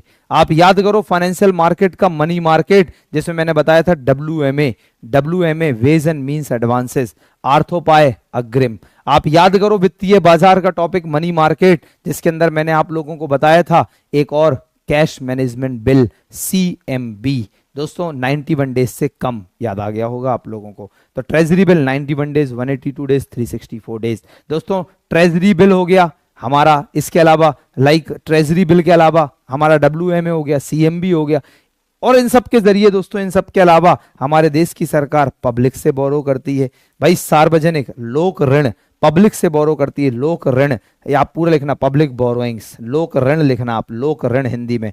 लोक ऋण मतलब भूल गए होगे तो पाप पड़ेगा, याद रखना, गवर्नमेंट बॉन्ड्स, और गवर्नमेंट बॉन्ड्स का एग्जाम्पल भूल गए होगे तो पाप नहीं, फिर आप पे महापाप पड़ेगा। दोस्तों एनएससी केवीपी, इसे हम लोग बोलते हैं दोस्तों पब्लिक बोरोइंग, सरकार लोगों से ऋण लेती है। तो ये हो गए देश के इंटरनल सोर्सेस, जो देश के अंदर से सरकार ऋण लेती है। अगर हम एक्सटर्नल की बात करें, थैंक यू सो मच, बीबी हो तो ऐसी चाहे 2 साल बाद हो। दोस्तों अगर हम बात करें दोस्तों व्हाट इज एक्सटर्नल बोरोइंग्स, तो एक्सटर्नल बोरोइंग्स का मतलब होता है बाहरी ऋण, मतलब देश के बाहर। देश के बाहर सरकार के पास कहां से पैसा आता है, देश के बाहर से कहां से पैसा आता है, बीबी हो तो ऐसी चाहे 2 साल बाद हो, याद रखना। दोस्तों नेक्स्ट अगर कहां से आता है तो नंबर 1 आईएमएफ से आता है, इसके अलावा वर्ल्ड बैंक से आता है, एटसेट्रा। दोस्तों देश के बाहर सरकार कहां से पैसा लाती है, तो देश के बाहर से सरकार पैसा लाती है या तो आईएमएफ से, या वर्ल्ड बैंक से, या एशियन डेवलपमेंट बैंक से, या और कहां से लाती भैया, AIIB Asian infrastructure investment bank, NDB new development bank, मतलब किसी भी अंतरराष्ट्रीय वित्तीय संस्थान से, या फिर कहां से लाती है, फॉरेन कंट्री, किसी भी विदेशी देश से, फॉरेन कंट्री किसी भी विदेशी देश से। दोस्तों ये हो गए सरकार के बोरोइंग्स के स्रोत, ये हो गए सरकार के बोरोइंग्स के स्रोत। तो बोरोइंग देखना दोस्तों एवरीवन, तो बोरोइंग दो तरीके से, या तो देश के अंदर या देश के बाहर। सरकार कहां कहां से ऋण लेती है, इंटरनली आरबीआई या public, externally IMF, world bank या फॉरेन कंट्रीज। लिख लिया होगा आपने। अब दोस्तों एक बात बताओ, सब लोग पीछे चलो, सरकार ने अगर बोरो किया, everyone on the board please, सरकार ने बोरोइंग किया, सरकार ने ऋण लिया। जब सरकार ऋण लेती है तो क्या सरकार के पास राजस्व आता है या नहीं? जब सरकार ऋण लेती है तो क्या सरकार के पास राजस्व आता है या नहीं? यहां देखो राजस्व, जब ऋण लेती है तो राजस्व आता है। आप लोग कह रहे हैं यस सर आता है। इसका मतलब दोस्तों जब ऋण लेती है तो राजस्व आता है, लेकिन किस प्रकार से आता है? जब ऋण लेती है तो सरकार की लायबिलिटीज बढ़ जाती हैं। ये देखो लायबिलिटी बढ़ गई, टिक, तो इसे हम कहेंगे डेट कैपिटल रिसीव, मतलब इसे हम कहेंगे कैपिटल रिसीव, पूंजीगत प्राप्तियां, क्योंकि लायबिलिटी बढ़ाकर आया। लेकिन दोस्तों ऋण से आया तो इसे हम लोग कहेंगे डेट। ऋण मतलब डेट, तो डेट कैपिटल रिसीव्ड मतलब ऋण पूंजीगत प्राप्तियां। राइट नाउ इसी अलावा देखिए दोस्तों नॉन डेट कैपिटल रिसीव्ड मतलब ऐसे और कौन से सरकार के पास स्रोत हैं? अब और तगड़ा डिस्कशन होगा, सुनते जाओ दोस्तों। ऐसे और कौन से सरकार के पास रेवेन्यूज हैं? ऐसे कौन से सरकार के पास राजस्व हैं? ऐसी कौन सी इनकम है जिससे सरकार के पास राजस्व आएगा? राजस्व आएगा, लेकिन दोस्तों डेट के अलावा और जो एसेट या लायबिलिटी पर इंपैक्ट डालेगा। आओ नंबर 1 दोस्तों, इसमें नंबर 1 क्या दोस्तों? डिसइन्वेस्टमेंट, विनिवेश। बस मुझे समझना, डिसइन्वेस्टमेंट हिंदी में अपने आप लिख लो, विनिवेश, विनिवेश, विनिवेश। दोस्तों मैं सरकार हूं, मेरी एक सरकारी कंपनी है, मैंने अपनी सरकारी कंपनी को बेच दिया। डिसइन्वेस्टमेंट पहले ही पढ़ा चुका था जब मैंने आपको फिस्कल पॉलिसी पढ़ाया था, जब मैं आपको राजकोषीय नीति पढ़ा रहा था, जब मैं आपको राजकोषीय नीति पढ़ा रहा था। राइट, तो जब मैं आपको राजकोषीय नीति पढ़ा रहा था, फिस्कल पॉलिसी, तो फिस्कल है। सुमित देखो, सुमित प्रजापति कह रहा है सर लग रहा है ज्यादा पी लिए हैं। क्या पी लिए बे? क्या पी लिए? सुमित प्रजापति का कमेंट देखो, कह रहा है सर लग रहा है ज्यादा पी लिए हैं। क्या पिए बे?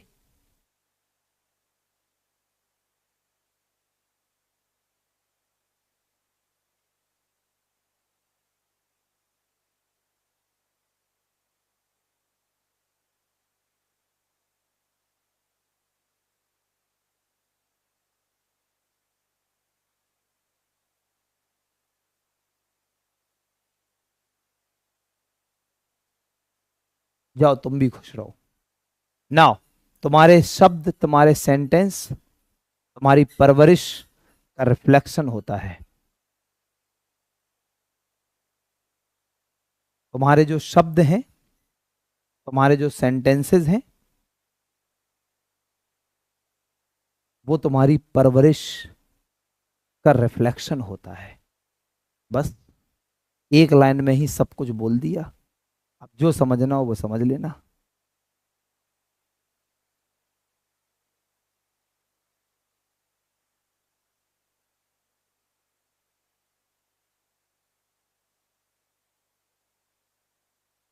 जय हो प्रभु, जय हो, कल्याण करना है इसका भी। देखो दोस्तों मैं बात कर रहा था डिसइन्वेस्टमेंट, विनिवेश। तो डिसइन्वेस्टमेंट का मतलब मान लो मेरी एक कंपनी है, मैं सरकार हूं, मेरी एक कंपनी है, मेरी कंपनी के मैंने एसेट्स सरकार को बेचे। जब मैंने आप लोगों से कहा था दोस्तों कि सरकार फिस्कल पॉलिसी, जब मैं पढ़ा रहा था राजकोषीय नीति, तो मैंने कहा था राजकोषीय नीति, राइट, राजकोषीय नीति। तो अगर मैं राजकोषीय नीति की बात करूं तो राजकोषीय नीति में दोस्तों मैंने आप लोगों को बताया था कि सरकार के राजस्व, सरकार के व्यय, और मैंने कहा था जब मैं बजट पढ़ाऊंगा तो सरकार के राजस्वों, सरकार के व्ययों को इन डिटेल पढ़ाऊंगा। दोस्तों वही आज चल रहा है। डिसइन्वेस्टमेंट का मतलब मैं पहले बता चुका था कि सरकार की जब अपनी कंपनियों के कुछ शेयर्स सरकार प्राइवेट कंपनीज को बेचे, इसे डिसइन्वेस्टमेंट कहते हैं, विनिवेश। जब सरकारी कंपनी के कुछ शेयर्स प्राइवेट कंपनी को बेच दिए जाएं तो डिसइन्वेस्टमेंट। तो डिसइन्वेस्टमेंट दोस्तों जरा ध्यान समझना, विनिवेश। अगर विनिवेश की बात करते हैं, डिसइन्वेस्टमेंट की बात करते हैं दोस्तों, तो क्या डिसइन्वेस्टमेंट करने से सरकार के पास पैसा आएगा या नहीं? आप लोग जवाब दे रहे होंगे यस। मान लो सरकार अपनी किसी कंपनी को प्राइवेट सेक्टर को बेचती है तो पैसा आएगा, यहां देखो राजस्व आएगा। लेकिन दोस्तों क्या उस राजस्व से कैसे आया? जब सरकार ने अपनी कंपनी को प्राइवेट कंपनी में बेचा तो राजस्व कैसे आया? तो भैया राजस्व आया एसेट को कम करके। Everyone on the board, assets को कम करके। तो इसका मतलब सरकार ने अपने एसेट्स को कम कर लिए और सरकार के पास क्या आया, राजस्व आया। तो दोस्तों इसे हमने कहा क्या, कैपिटल रिसीप्ट। चूंकि ये टैक्स के अलावा है, चूंकि ये टैक्स के अलावा है, ओ सॉरी, ये ऋण के अलावा है, तो इसे हमने कहा नॉन डेट कैपिटल रिसीप्ट। ऋण भिन्न पूंजीगत प्राप्तियां या गैर ऋण पूंजीगत प्राप्तियां, right. So this is called what now, this is called non debt capital receipt. अब दोस्तों इसके बाद जो पॉइंट बताने जा रहा हूं बहुत ही डेंजरस पॉइंट है, बहुत टेक्निकल, घुमा फिरा के समझ में आएगा, फोकस करके सुनना। इसमें नंबर 2 आता है रिकवरी ऑफ लोन्स। नंबर 2 आता है रिकवरी ऑफ लोन्स। हिंदी में लिख लो ऋणों की वसूली, हिंदी में लिख लो ऋणों की वसूली, रिकवरी ऑफ लोन्स, ऋणों की वसूली, राइट। ऋणों की वसूली, रिकवरी ऑफ लोन्स, ऋणों की वसूली, रिकवरी ऑफ लोन्स। अगर मैं आपसे पूछता कि बताइए दोस्तों ये पूंजीगत प्राप्तियां कैसे है, तो आप में से 10-20% बच्चे बता देते, लेकिन मैं आपको एक लाइन में बताऊंगा, ध्यान से समझना कि रिकवरी ऑफ लोन ये पूंजीगत प्राप्तियां क्यों है, बिल्कुल ध्यान से समझना। दोस्तों आप याद करो मेरा एक डिस्कशन, जो लोन्स हैं वो एसेट्स होते हैं, जब मैंने आपको एनपीए पढ़ाया था। दोस्तों इतनी इकोनॉमी आप लोगों को पढ़ा दी कि आप दिमाग लगाकर तमाम क्वेश्चन सॉल्व कर सकते हैं। अगर आपके सामने 10 क्वेश्चन आए और आपने 6 या 7 सॉल्व कर दिए, समझना आपका काम हो चुका है, क्योंकि ये तो अपन कंपटीशन के लिए पढ़ रहे हैं ना, यहाँ 99% की होड़ तो है नहीं, लेकिन 10 में से 10 भी कर सकते हो। अगर 6-7 भी हो गए, समझना पापा का पैसा इकोनॉमी की क्लास में वसूल हो गया। अगर हम बात करें लोन्स एसेट्स होते हैं, एनपीए नॉन परफॉर्मिंग एसेट्स का सेशन याद करो। लोन्स एनपीए होते हैं तो लोन्स एसेट्स होते हैं, तो दोस्तों हमारे देश की सरकार ने जो लोन्स दिए थे, एवरीवन, हमारे देश की सरकार ने जो लोन्स दिए थे, राइट, हमारे देश की सरकार ने जो लोन्स दिए थे वो सरकार के क्या थे, एसेट्स। वो सरकार के क्या थे, एसेट्स। क्या थे, एसेट्स। अब वो लोन सरकार के वापस आ रहे हैं, वो लोन वापस आ रहे हैं। दोस्तों रिकवरी ऑफ लोन्स, ऋणों की वसूली, तो इसका मतलब सरकार के एसेट कम हो गए। सरकार के एसेट कम होकर पैसा आया, राजस्व, इसलिए सरकार का राजस्व है, लेकिन एसेट कम करके आया इसलिए कैपिटल रिसीप्ट है। और कैपिटल रिसीप्ट है लेकिन ये ऋणों के अलावा है, मतलब ऋण तो नहीं लिया ना सरकार ने, जो ऋण दिया था वो वापस आ रहा है ना, इसलिए नॉन डेट कैपिटल रिसीप्ट, ऋण भिन्न पूंजीगत प्राप्तियां। तो दोस्तों सरकार के राजस्व के सिर्फ इतने स्रोत होते हैं, सरकार के राजस्व के सिर्फ इतने स्रोत होते हैं। हर साल हमारे देश की सरकार अपने बजट में अपने राजस्वों का ये दोस्तों विश्लेषण करती है, राइट। तो सर्वेश कुमार कह रहे हैं गुरुजी घटना चक्र के क्वेश्चन हलवा लगने लगे हैं। गुरुजी बहुत ही सुंदर, यस, लेकिन अगर आप घटना चक्र में बजट के क्वेश्चन लगाएंगे, प्लीज सुनना, घटना चक्र में बजट के क्वेश्चन लगाएंगे तो जितने ना हो वो आप काट देना, सारे क्वेश्चंस काटते जाना, काटते जाना, क्लियर बोल रहा हूं, जो ना हो वो काट काट काट काट काट काट। कुछ बच्चे सोचेंगे कैसा टीचर है, कह रहा क्वेश्चन काट देना। अरे भैया मान लो आप घटना चक्कर में लगा रहे, कभी यूपीपीएससी में पूछा गया या यूपीएससी में पूछा गया कि 2009-10 में क्या हुआ था बजट में, तो दोस्तों 2009-10 का बजट तुम्हें क्या करना, कट। कहीं आप क्वेश्चन पढ़ रहे हैं 2004-5 के बजट में क्या हुआ था, कट। क्या करना तुम्हें दोस्तों, वो क्वेश्चन उस समय के लिए रेलिवेंट थे, वो क्वेश्चन उस समय के लिए रेलिवेंट थे।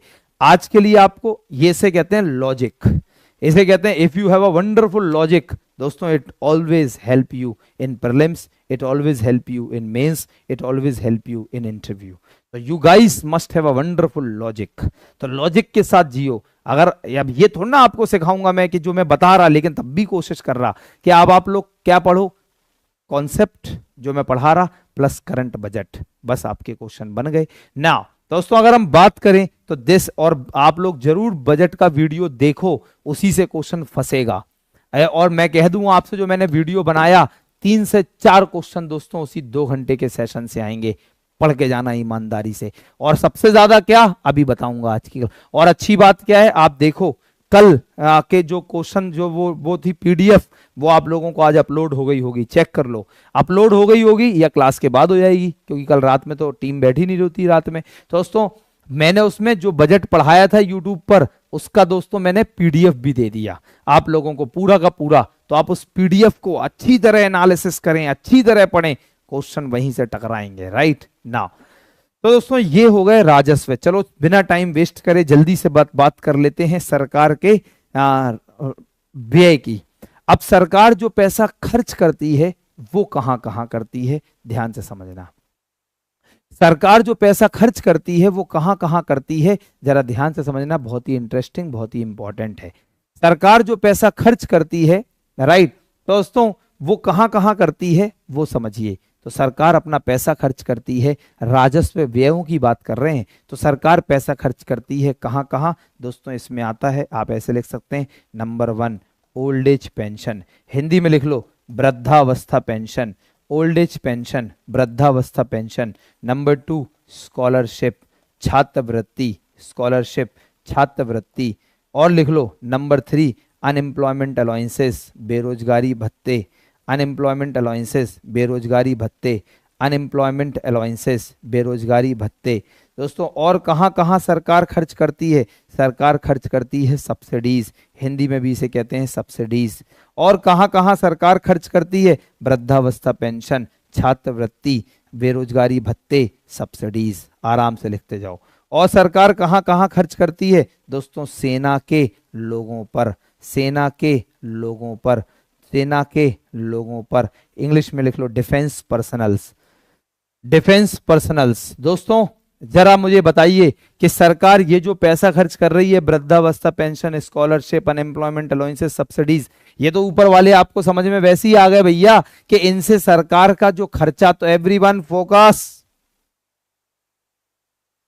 सुमित प्रजापति तू ज्यादा गौर से फोकस, तेरी घर की परवरिश दिख गई मुझे। दोस्तों जरा ध्यान से देखना, सरकार के पास जो ये सारे खर्चे हैं, सरकार के पास जो ये सारे खर्चे हैं, और अपने पापा को मेरा वीडियो जरूर दिखा देना, राइट।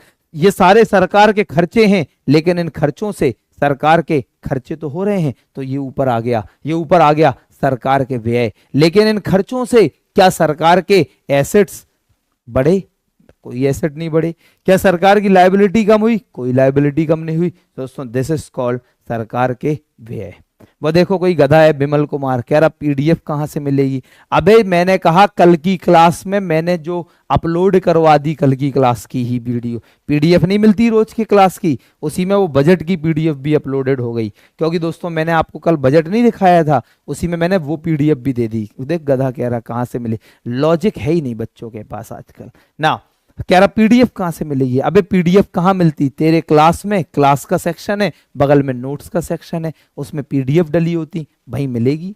अबे क्या करोगे बे तुम लोग, क्या करोगे भैया, तुम्हें मान लो सरकारी कुर्सी मिल भी गई, तो तुम अपने राज्य का और क्षेत्र का बिल्कुल महाकल्याण कर दोगे। कौन सा कल्याण, तुम समझ गए, राइट। अबे ऐसी मान लो कि अगर मनीष गुप्ता कह रहा पीडीएफ पुरानी हवेली पर मिलेगी, मतलब मान लो अगर तुम सरकारी, तुम्हारी नौकरी लग भी गई यार, तो तुम लोग क्या करोगे, कल्याण तुम्हारे क्षेत्र का संभव है भैया, राइट। तो अगर बात करें,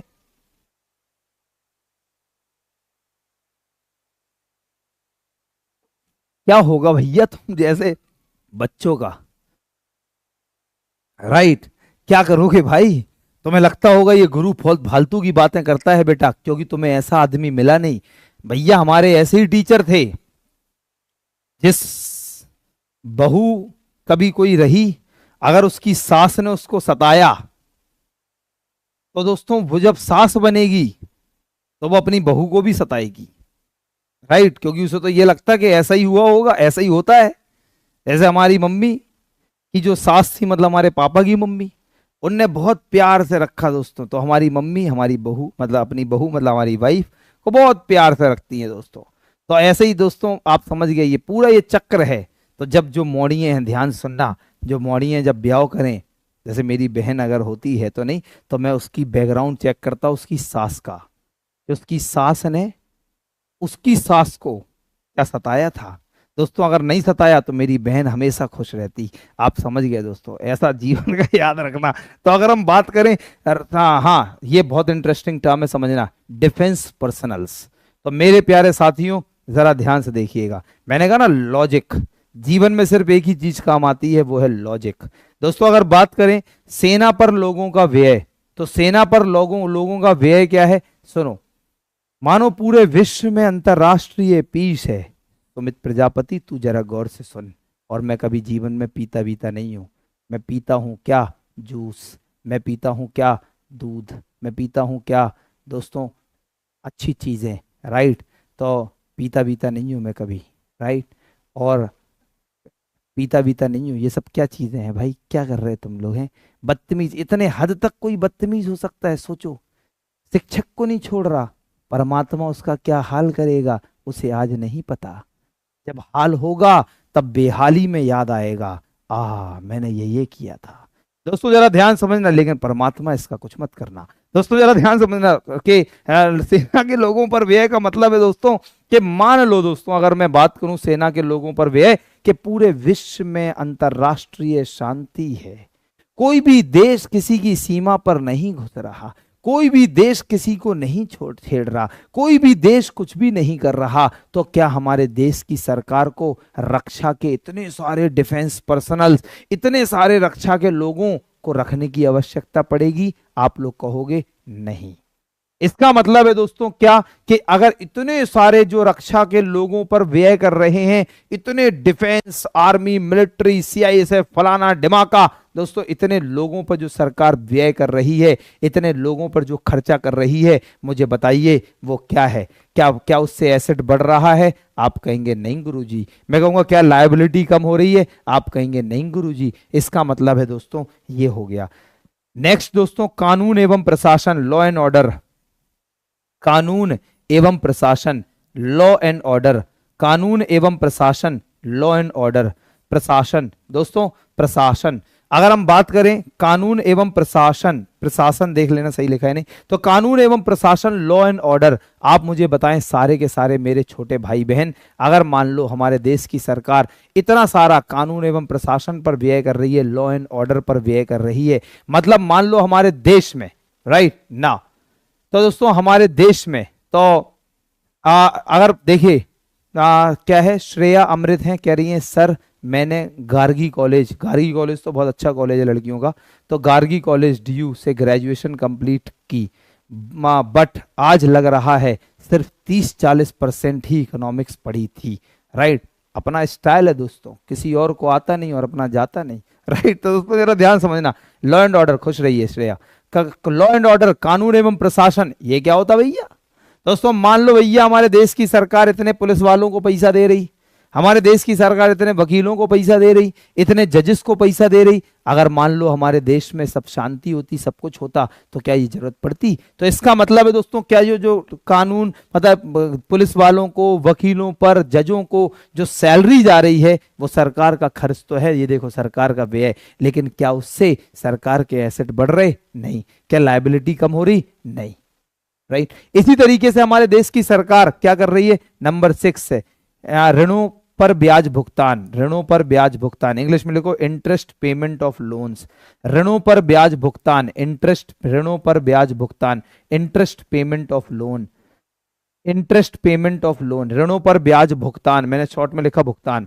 दोस्तों interest payment of loan, right now दोस्तों interest payment of loan, right.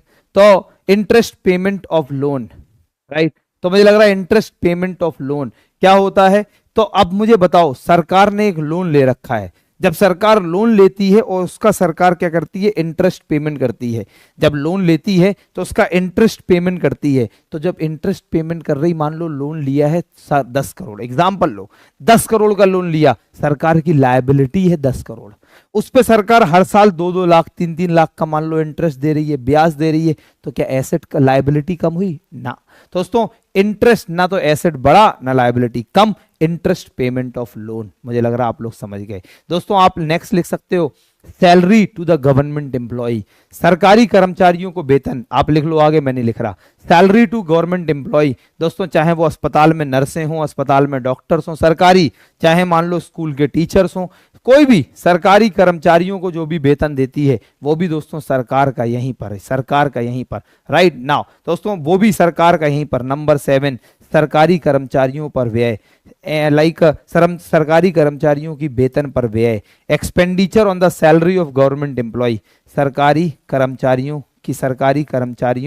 की वेतन, सरकारी कर्मचारियों की वेतन, बस दोस्तों एक्सपेंडिचर या सैलरी ऑफ गवर्नमेंट एम्प्लॉय ऐसे लिख लो, सरकारी कर्मचारियों की वेतन। दोस्तों इन सब पर भी कोई खर्चा जो सरकार कर रही है उससे किसी भी प्रकार का ना तो एसेट बढ़ रहा है और ना लायबिलिटी कम हो रही है। इसके अलावा दोस्तों बहुत इंटरेस्टिंग एंड लास्ट पॉइंट, इसका मैं बहुत तगड़ा यूज करूंगा लेकिन टाइम आने पर आज दोस्तों लास्ट और दूसरे मार्कर से लिख रहा हूं इसलिए, ग्रांट्स टू स्टेट्स, राज्यों को दी जाने वाली ग्रांट्स, राज्यों को दिए जाने वाला अनुदान, ग्रांट्स टू स्टेट्स। जैसे हमारे पिताजी अपने बच्चों को पैसा देते हैं तो क्या पिताजी का कोई एसेट बढ़ता है, क्या लायबिलिटी कम होती है? मान लो क्या हुआ कि सरकार ने राज्यों को ग्रांट्स दी कि लो बेटा अपने राज्य की सेवा करो, जाओ मौज लो। दोस्तों जो ग्रांट्स टू स्टेट्स, राज्यों को अनुदान, हिंदी में लिख लो राज्यों को अनुदान। 4th पॉइंट लिखा है सब्सिडीज बेटा, 4th point Sanjana Gond, 4th point लिखा है सब्सिडीज। तो अगर हम बात करें तो ये हो गए रेवेन्यू एक्सपेंडिचर, सारे के सारे ये क्या है, रेवेन्यू एक्सपेंडिचर है, सरकार के राजस्व व्यय है।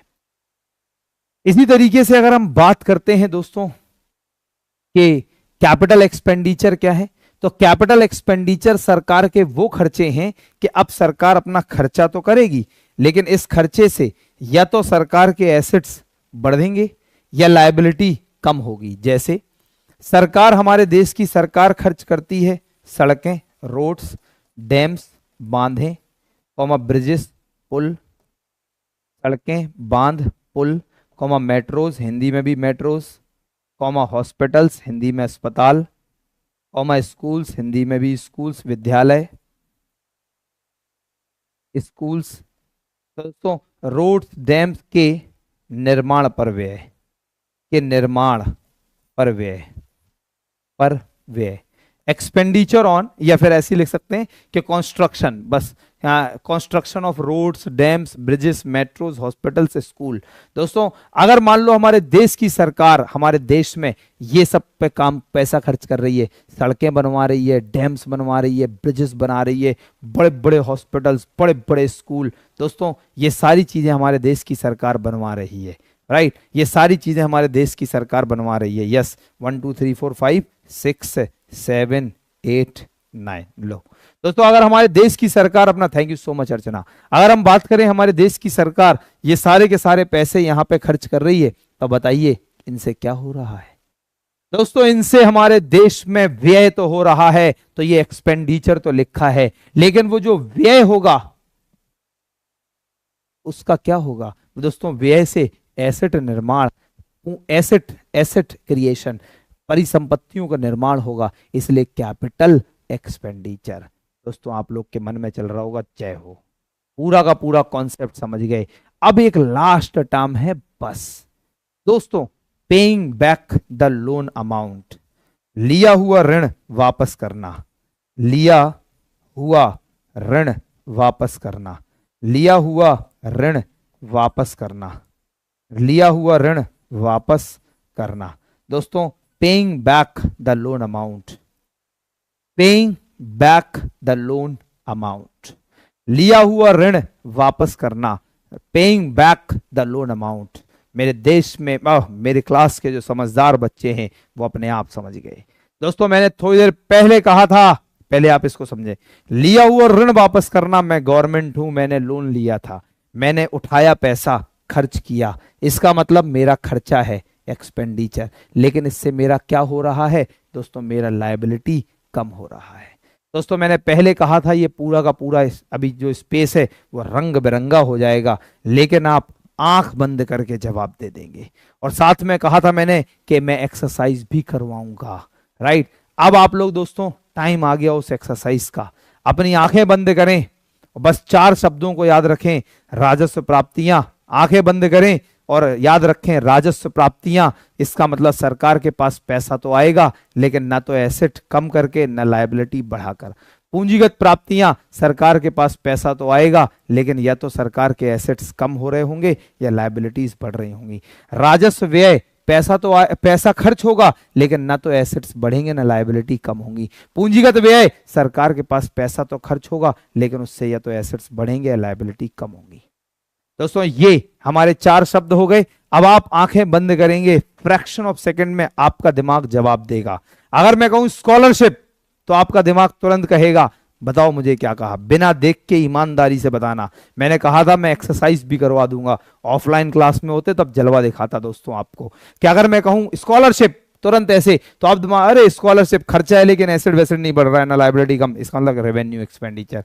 अगर मैं कहूं सरकार ने बोरो किया, ऋण लिया, तो आपने तुरंत जवाब दिया दोस्तों, तुरंत जवाब दीजिए अपने स्पेस पर वहीं बैठे बैठे। सरकार बोरो करेगी, सरकार जो ऋण लेगी तो क्या होगा, ऋण लेगी राजस्व आएगा, लेकिन क्या होगा, लायबिलिटी बढ़ेगी। अरे सर ये तो कैपिटल रिसीप्ट में चला गया। मैं कहूंगा स्कूल का निर्माण, अरे भाई साहब एसेट बढ़ गया, खर्चा हुआ, कैपिटल एक्सपेंडिचर, लो जी हो गया काम। दोस्तों this is called the government का पूरा बजट आपके सामने है। तो सरकार के पास सिर्फ ये है सरकार के राजस्व के स्रोत और ये है सरकार के व्यय के क्षेत्र है।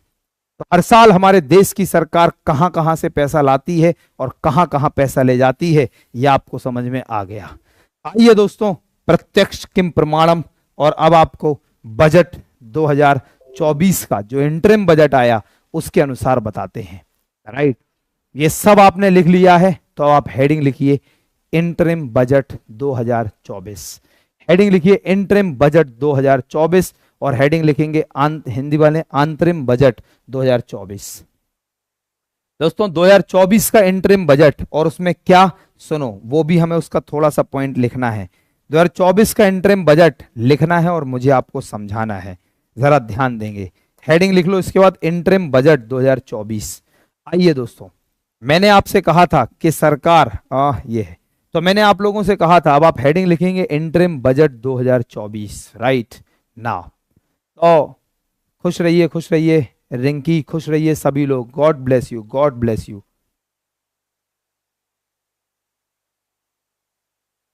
दोस्तों इससे पहले भी आपने ये सारे सेंटेंसेस, ये सारे शब्द सुन रखे थे, पढ़ रखे थे, और कईयों ने एक एक नहीं दो दो तीन तीन बार पढ़ रखे थे, लेकिन आज आपका बिल्कुल क्लियर हो गया है। Right now,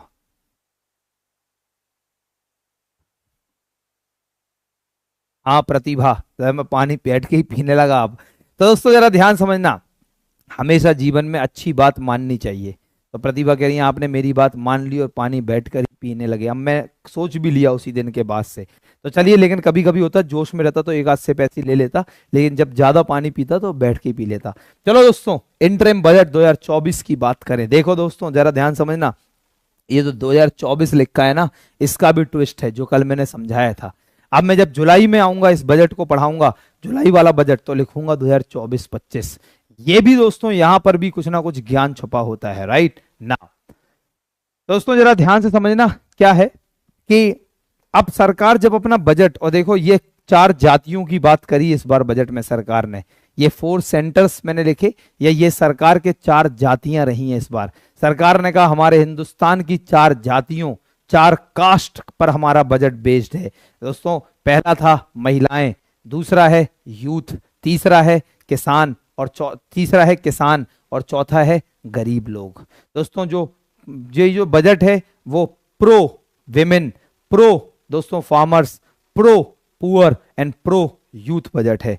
so this is called what, so this is called the budget इस साल का। ये बात नहीं कर रहा। अब सुनना दोस्तों, अब मैंने जो आपको पढ़ाया कहां से पैसा आएगा कहां पैसा जाता है, अब वो मैं आपको इस साल के बजट में दिखा रहा। देखो भैया, हमारे देश की सरकार हर साल अपने बजट में 2 बातें करती है, हर साल अपने बजट में 2 बातें करती है। अब आप ये लिस्ट बनाएंगे, ऐसा नहीं लिखेंगे आप, बस लिस्ट बनाएंगे। हेडिंग लिखिए, ऐसे हेडिंग लिखिए जो मैं बोल रहा हूं बस वो लिखिएगा। हेडिंग लिखिए अंतरिम बजट, अंतरिम बजट 2024। राइट, और इसके नीचे लिख लीजिए rupee comes from, rupee comes from, पैसा कहां से आएगा, कहां से आएगा, पैसा कहां से आएगा, कहां से आएगा, राइट। अगर आप लोगों को मैंने इकोनॉमी में कुछ इंटरेस्ट डेवलप किया है, कुछ आप लोगों को स्वाद दिया है, राइट, तो आप लोग प्लीज मुझे अपने दुआओं में हमेशा याद रखिएगा, राइट। और ये याद रखिएगा कि हमेशा दुआओं में मैं बहुत आगे रहूं, राइट। तो बस इतना एक शिक्षक अपने विद्यार्थियों से मांग करता है, बाकी एक शिक्षक को विद्यार्थियों से कुछ नहीं चाहिए। शिक्षक तो देने वाला प्राणी होता है। अगर आप मुझे कुछ देना चाहते हैं तो बस अपनी दुआओं में याद रखिएगा आप, बस और कुछ नहीं। तो जब भी आप प्रार्थना करें, प्रेयर करें, किसी बढ़िया मंदिर जाएं या किसी अच्छे धर्म स्थान पर जाएं, तो आप वहां पर जरूर एक बार याद कर लीजिएगा, दैट्स इट, राइट। तो बस और कुछ नहीं चाहिए दोस्तों मुझे आप लोगों से, और जो मैं आप लोगों को हमेशा ये चाहूंगा कि आप में से ज़्यादा से ज़्यादा बच्चों का सिलेक्शन सुनिश्चित हो, और परमात्मा उसका सिलेक्शन जरूर करवाएगा जिसने बहुत मेहनत से पढ़ाई करी है ना। ना दोस्तों, अगर मैं बात करूं तो देखो, पहले सुनो, सबसे सुनो, राइट। तो सबसे पहली बढ़िया बात सुनो। तो अगर हम बात करें तो हर साल के बजट में सरकार दो बातें करती है। सरकार 1 रुपए का सिक्का बनाती है। मान लो ये 1 रुपए का कॉइन है, ये 1 रुपए का कॉइन है, राइट। तो 1 रुपए का कॉइन है। थैंक यू सो मच यार, इतना इतना इतना प्यार देने के लिए, बहुत खुश रहिए आप लोग।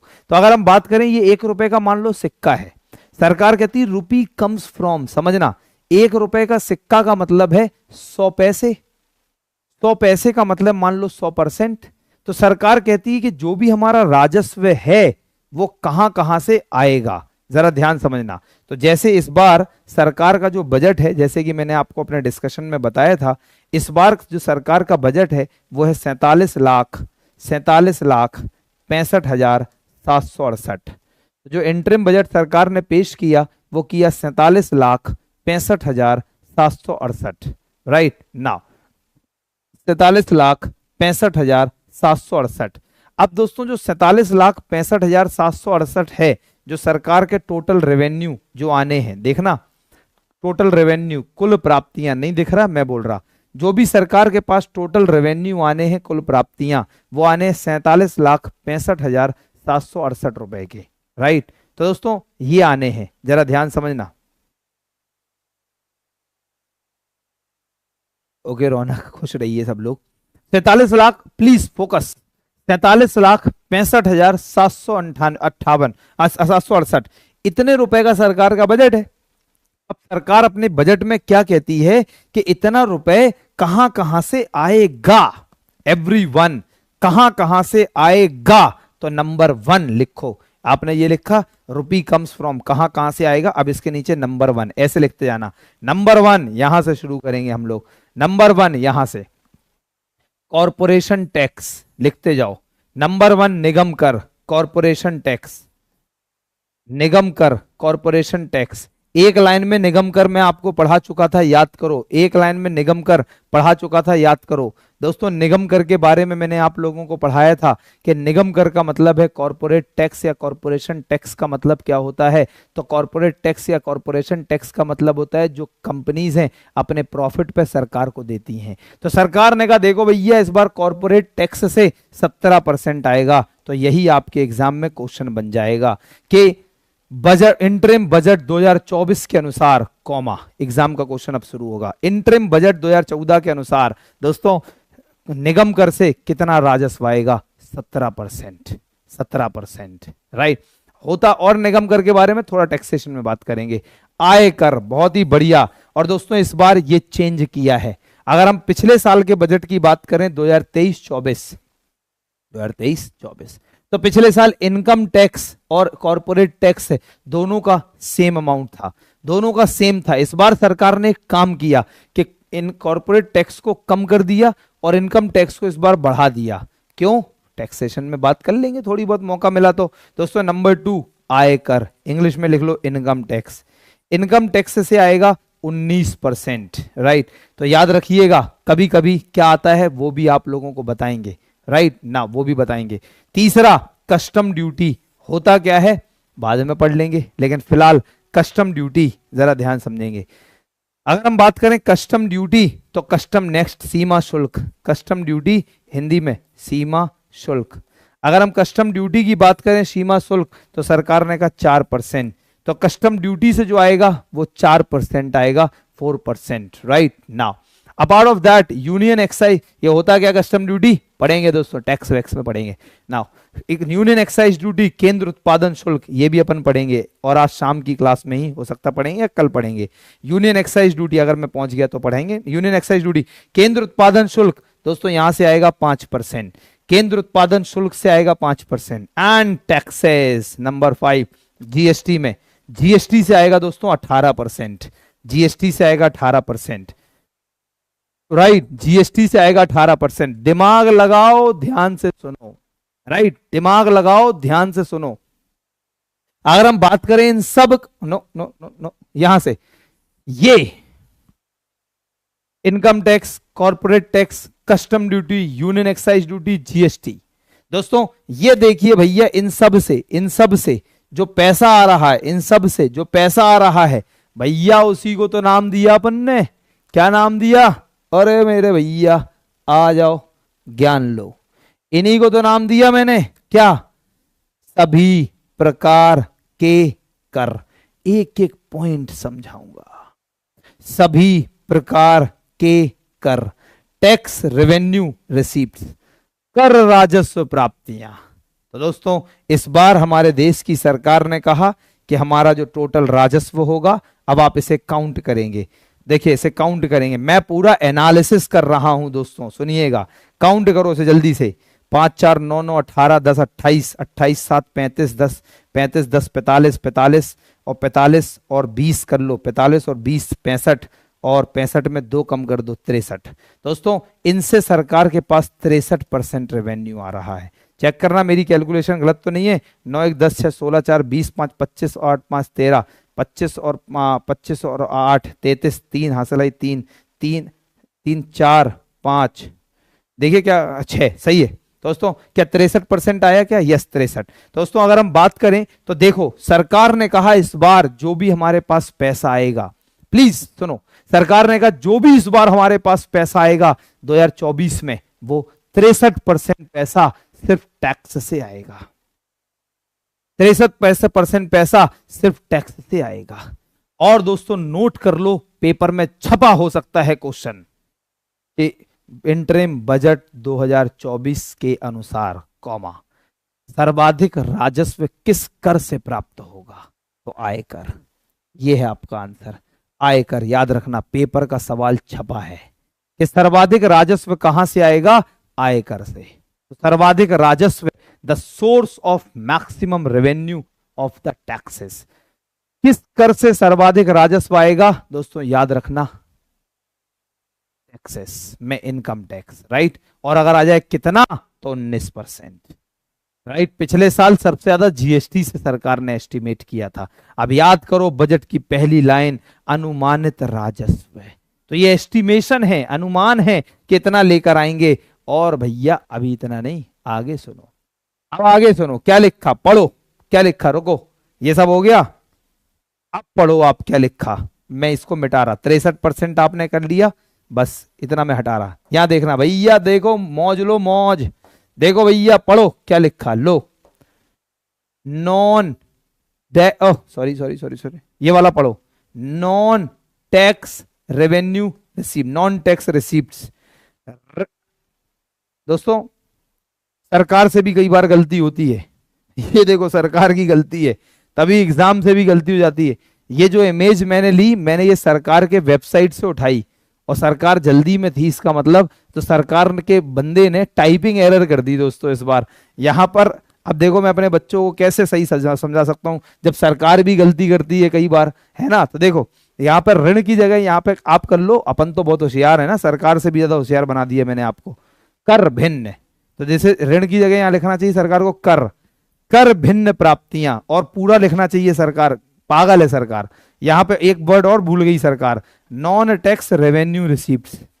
भैया इतने बड़े बड़े अर्थशास्त्री थोड़ा ना है अपनी तरह, यहाँ पे आप डालिए राजस्व प्राप्तियां ना। तो ये सरकार की गलती है थोड़ी सी, कोई बात नहीं, कभी कभी हो जाता है। तो देखो, कर भिन्न राजस्व प्राप्तियां, नॉन टैक्स रेवेन्यू रिसिप्ट से जो आएगा वो कितना, 7%। तो आप इसके नीचे लिखिए number 6, non tax revenue receipt, कर भिन्न राजस्व प्राप्तियां। तो कर भिन्न राजस्व प्राप्तियां क्या है, 7%। अब दोस्तों मेरे बिना बताए मेरे देश, मेरी क्लास के बच्चे अपने आप समझ गए कि ये क्या है, ये कर भिन्न राजस्व प्राप्तियां। भैया याद करो बिना देखे, fee fines licence interest received from loan gift and grants escheat special assessment income from PSUs, ये वो है। इसका मतलब है इन सोर्स से जो मैंने नाम लिए जो आपने कॉपी में लिखे, उनसे सरकार के पास कहां से प्राप्त होगा, तो उनसे सरकार के पास 7% राजस्व आएगा। Point is very okay, right. तो जरा ध्यान से देखो भैया, और जो पढ़ा था उसे एनालिसिस करो। कौन जल्दी नहीं है हमें सिलेबस खत्म करने की, लेकिन बस एक दिन मैंने 5 ईयर प्लान क्या जल्दी जल्दी पढ़ा दिए, तुम लोगों ने बुराई करी। नाम भी है मेरे पास, सब मैंने नोट कर लिया था, नोट क्या, फोटो ही खींच ली थी मैंने। नाम बुलाते हैं उन महान लोगों के। बेटा जीवन में ना, क्या ही बोले, बद्दुआएं नहीं देना चाहते, लेकिन भैया अगर तुम्हें इतना पढ़ा रहे, अब मैं ऐसे भी पढ़ा सकता। देखो दोस्तों, कर राजस्व प्राप्तियां ये होता है, कर राजस्व प्राप्तियां ऐसे कहते हैं। तो तुम लोग को कहते हैं, उनके नाम बताते हैं, उनमें से, अरे हाँ नाम है, तो नाम है उनमें से अजय प्रजापति, है कह रहा एस के ब्रो, एकमात्र टारगेट सिलेबस कंप्लीट करना है चाहे जैसे, और हंस रहा है बाद में। दोस्तों दूसरा है, सर बोल रहे थे, कौन था ये, पहले का नाम थोड़ा धुंधला आ रहा है, आगे है शाक्या, कह रहा सर बोल रहे थे आराम से क्लास लेंगे, चाहे 1-2 क्लास ज्यादा लेनी पड़े, राइट। अबे गधों, क्या होगा बे तुम्हारा, राइट। तो भैया सुधर जाओ भाई, सुधर जाओ।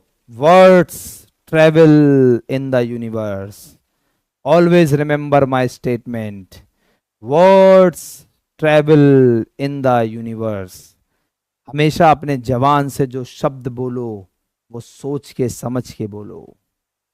जो शब्द हैं एक बार अगर हमने बोल दिए, ये यूनिवर्स में ट्रैवल कर रहे होते हैं। और दोस्तों यूनिवर्स सब जानता है, और यूनिवर्स को सब पता है। बहुत शक्ति है दोस्तों ब्रह्मांड के अंदर, ब्रह्मांड के अंदर बहुत शक्ति है। इसीलिए दोस्तों मैंने अपने बच्चे का नाम रखा है अंतरिक्ष, राइट। तो तुम लोग को आज नाम भी बता दिया, इसलिए मैंने उसका नाम रखा अंतरिक्ष, है ना। उसके पीछे बहुत बड़ा लॉजिक है। तो अगर मैं बात करूं, तो ब्रह्मांड में दोस्तों आपकी सारे काले करतूत सफेद तर करतूत की लिखा पढ़ी वहां चल रही है, राइट। और वो सारे शब्द उसकी फिर बारिश आपके ऊपर ही होती है। जिसके शब्द जहां जाते हैं एक जगह इकट्ठा होते हैं। जैसे आपने साइंस में पढ़ा एवेपोरेशन का कॉन्सेप्ट, आपने पढ़ा एवेपोरेशन। तो जिस जगह पानी होता है जमीन में, ध्यान सुनना, जब वो पानी evaporate, condensation, evaporation, water water cycle आपने पढ़ी होगी इन्वायरमेंट में। जब वो वाटर साइकिल के द्वारा पानी जाता है, उसी जगह हो जाता है खड़ा, वहां बादलों के रूप में, और फिर झम से वहीं बरस जाता है, राइट। इसीलिए दोस्तों आप जो भी बोल रहे हैं सब आपके ऑरा में काउंट होता है, राइट। ऑरा में काउंट होता है, और फिर आपके ऊपर ही वो बरसेगा, याद रखना। इसलिए मुंह से दोस्तों अच्छी वाणी बोलिए, राइट। ऐसी वाणी बोलिए कि औरों को सीतन होए। मतलब कौन, कबीर दास का दोहा है ना, मुझे ज्यादा आता नहीं है। तो आप लोग दोस्तों ऐसी वाणी बोलिए कि पता नहीं मन का आपा खोए, ऐसा कुछ है ना। तो इसका मतलब वाणी हमेशा बहुत अच्छी बोलो, राइट।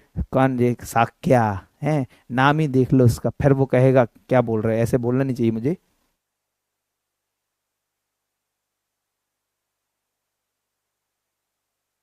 राइट,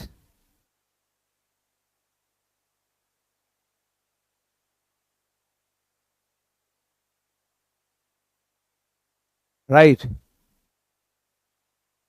तो इसलिए दोस्तों आप बस बहुत ईमानदारी से दोस्तों, यस यस, तो बस यही है बेटा, पढ़ाना बढ़ाना तो ठीक है यार, पढ़ाना क्या है। तो नाम तुम लोग कह रहे हैं कबीरदास जी का, यस, ऐसी वाणी बोलिए मन का आपा खोए, औरों को शीतल करे खुद भी शीतल होए। Thank you Manish Gupta, thank you दोस्तों, यस यस दोस्तों। इसलिए अबे अपने मुंह से तो सही शब्द निकाल ही सकते हैं, तुम लोग क्या करोगे, राइट। तो अगर हम बात करें तो चलो भैया सुन लो, ओए शाक्या, और जो नाम दूसरा था मैं भूल गया, वो प्रजापति को ही था। भैया होश में रह, तमीज में बात किया कर। इतनी इकोनॉमी पढ़ा दी यार तुम लोगों को, कलेजा तब भी चाहिए यार, क्या है कि नहीं। चलो भैया कुछ बता नहीं सकते, बस ध्यान समझो। ओके, तो देखो दोस्तों, मैं एक, मेरा मन था, मैंने कल अपने बीबी और मम्मी को भी रीड करवाया। वो एक मेरे पास इंस्टाग्राम में एक कल मैसेज आया दोस्तों, और मैसेज क्या आया वो समझना। तो मैसेज आया कल, बढ़िया सा मैसेज था, मैं अगर मिलता है तो मैं आपको रीड करता हूँ सामने ही। तो मैसेज आया दोस्तों, विद्या माता कसम, बिल्कुल ईमानदारी से देखो मैसेज आया। Bharat, I enjoy watching your reels and videos, glad to see that you are now the role model of thousands of students, full stop. विद्या माता कसम, ईमानदारी से रीड कर रहा, बिल्कुल सामने से ही। तो आया दोस्तों, I still remember that, I still remember when we were in 11th standard. तो मैं बता दूं, ये मेरी क्लासमेट थी, 11th स्टैंडर्ड में थी मेरे साथ। तो कह रही है, I still remember when we were in 11th standard, I noticed you when I saw you working so hard with the subjects and giving up all the games period in leisure time just to fetch good grades। कह रही है दोस्तों, जो हिंदी माध्यम के छात्र हैं, कि जब मैं आपको बता दूं, जब मैं 11वीं 12वीं में पढ़ता था, तो जब जीरो पीरियड होता, एक फ्री पीरियड होता, एक दोस्तों गेम्स का पीरियड होता, उस समय मैं अपनी किताबों में लगा रहता। जब बच्चे लंच करते, मैं वहीं पर लंच करता, 2 मिनट के अंदर 3 मिनट के अंदर, फिर मैं किताबों में लग जाता। तो कह रही है दोस्तों देखो, and the best part is it all paid of, और सबसे अच्छा है कि उसने सब तुम्हें पे किया है आज तुम जहां पर हो। दोस्तों I can see the immense love and respect you are getting from your student. ये आप लोगों का रिफ्लेक्शन है दोस्तों, आपके प्यार का रिफ्लेक्शन है। और कह रही है, glad to see your success, all the very best for your work. फिर मैंने उसे लंबा सा मैसेज किया। दोस्तों she was one of my classmate in the 11th standard. तो ये दोस्तों प्रूफ है मेरी मेहनत का, जो आज भी कर रहा। भाई मैंने मम्मी से कहा, देखो मम्मी कितनी मेहनत मैं करता था। फिर मुझे याद आ गई सारी बातें कि दोस्तों मैं अपने गेम्स के पीरियड में, जीरो पीरियड में भी सिर्फ पढ़ता था। और जो मेरी सेकंड टॉपर थी, नाम था उसका रिचा सूड, मुझे आज भी याद है, स्कूल का टाइम तो सबको याद होता। उसके मुझसे 8% नंबर कम थे। तुम सोचोगे क्या तहलका। जब से केवी नंबर 1 स्थापित हुआ, केवी नंबर 1 झांसी, दोस्तों जब से केवी नंबर 1 झांसी स्थापित हुआ, और जब से मैं आया, और जब से आज तक उस स्कूल में इतने परसेंटेज आज तक आई नहीं, राइट। अब और क्या चाहिए दोस्तों, मतलब आप पढ़कर इस दुनिया में कुछ भी जीत सकते हैं। ऑलवेज रिमेंबर, मैं अपने बारे में आपको कुछ नहीं बता रहा, कोई ये मत सोचना ये अपने बारे में बता रहा, सिर्फ एक तरंग आपको देना चाहता हूं, एक उमंग आपके अंदर देना चाहता हूं, राइट। 8% से दोस्तों, उसके वो 8%, यहाँ तो 8-7 नंबर से लोग टॉप करते, 8% मतलब इतना पढ़ो कि तुम्हारा कोई कॉम्पिटिटर ही ना बन पाए, और तुम्हारा कंपटीशन सिर्फ तुम्हारे से हो, दैट्स इट, राइट। तो ऐसा एक कीर्तिमान हासिल किया, और तुम्हें बताया कि एमए इकोनॉमिक्स मैंने प्राइवेट किया, और प्राइवेट में गोल्ड मेडल, राइट। आई पढ़ा है घर पे गोल्ड मेडल सर्टिफिकेट। तो प्राइवेट में मतलब वो जो प्रोफेसर से वहां पढ़ रहे थे, यहाँ अपन ने प्राइवेट है। तो बस ये है दोस्तों, ऐसी पढ़ाई करो। तो देखो भैया, अब आप समझो, ये राजस्व प्राप्तियां सारे आपको समझ में आ गए। अब हम आगे चलते हैं, जरा यहाँ देखो, ओहो ओहो, यहाँ देखो जरा।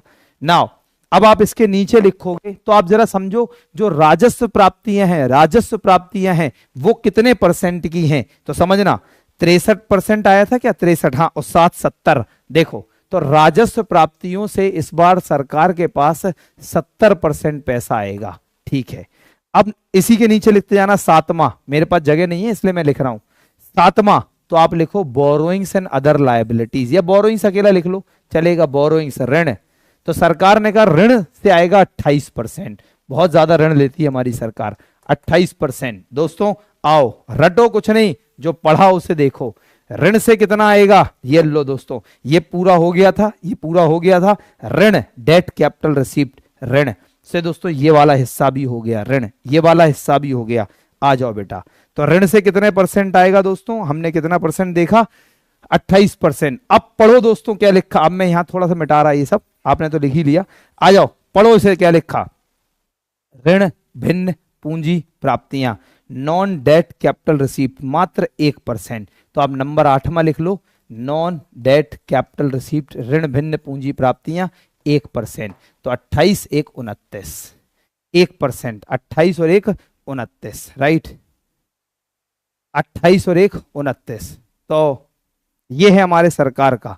तो अगर आप ध्यान से देखो 70, ये तो 29 ही जा रहा है।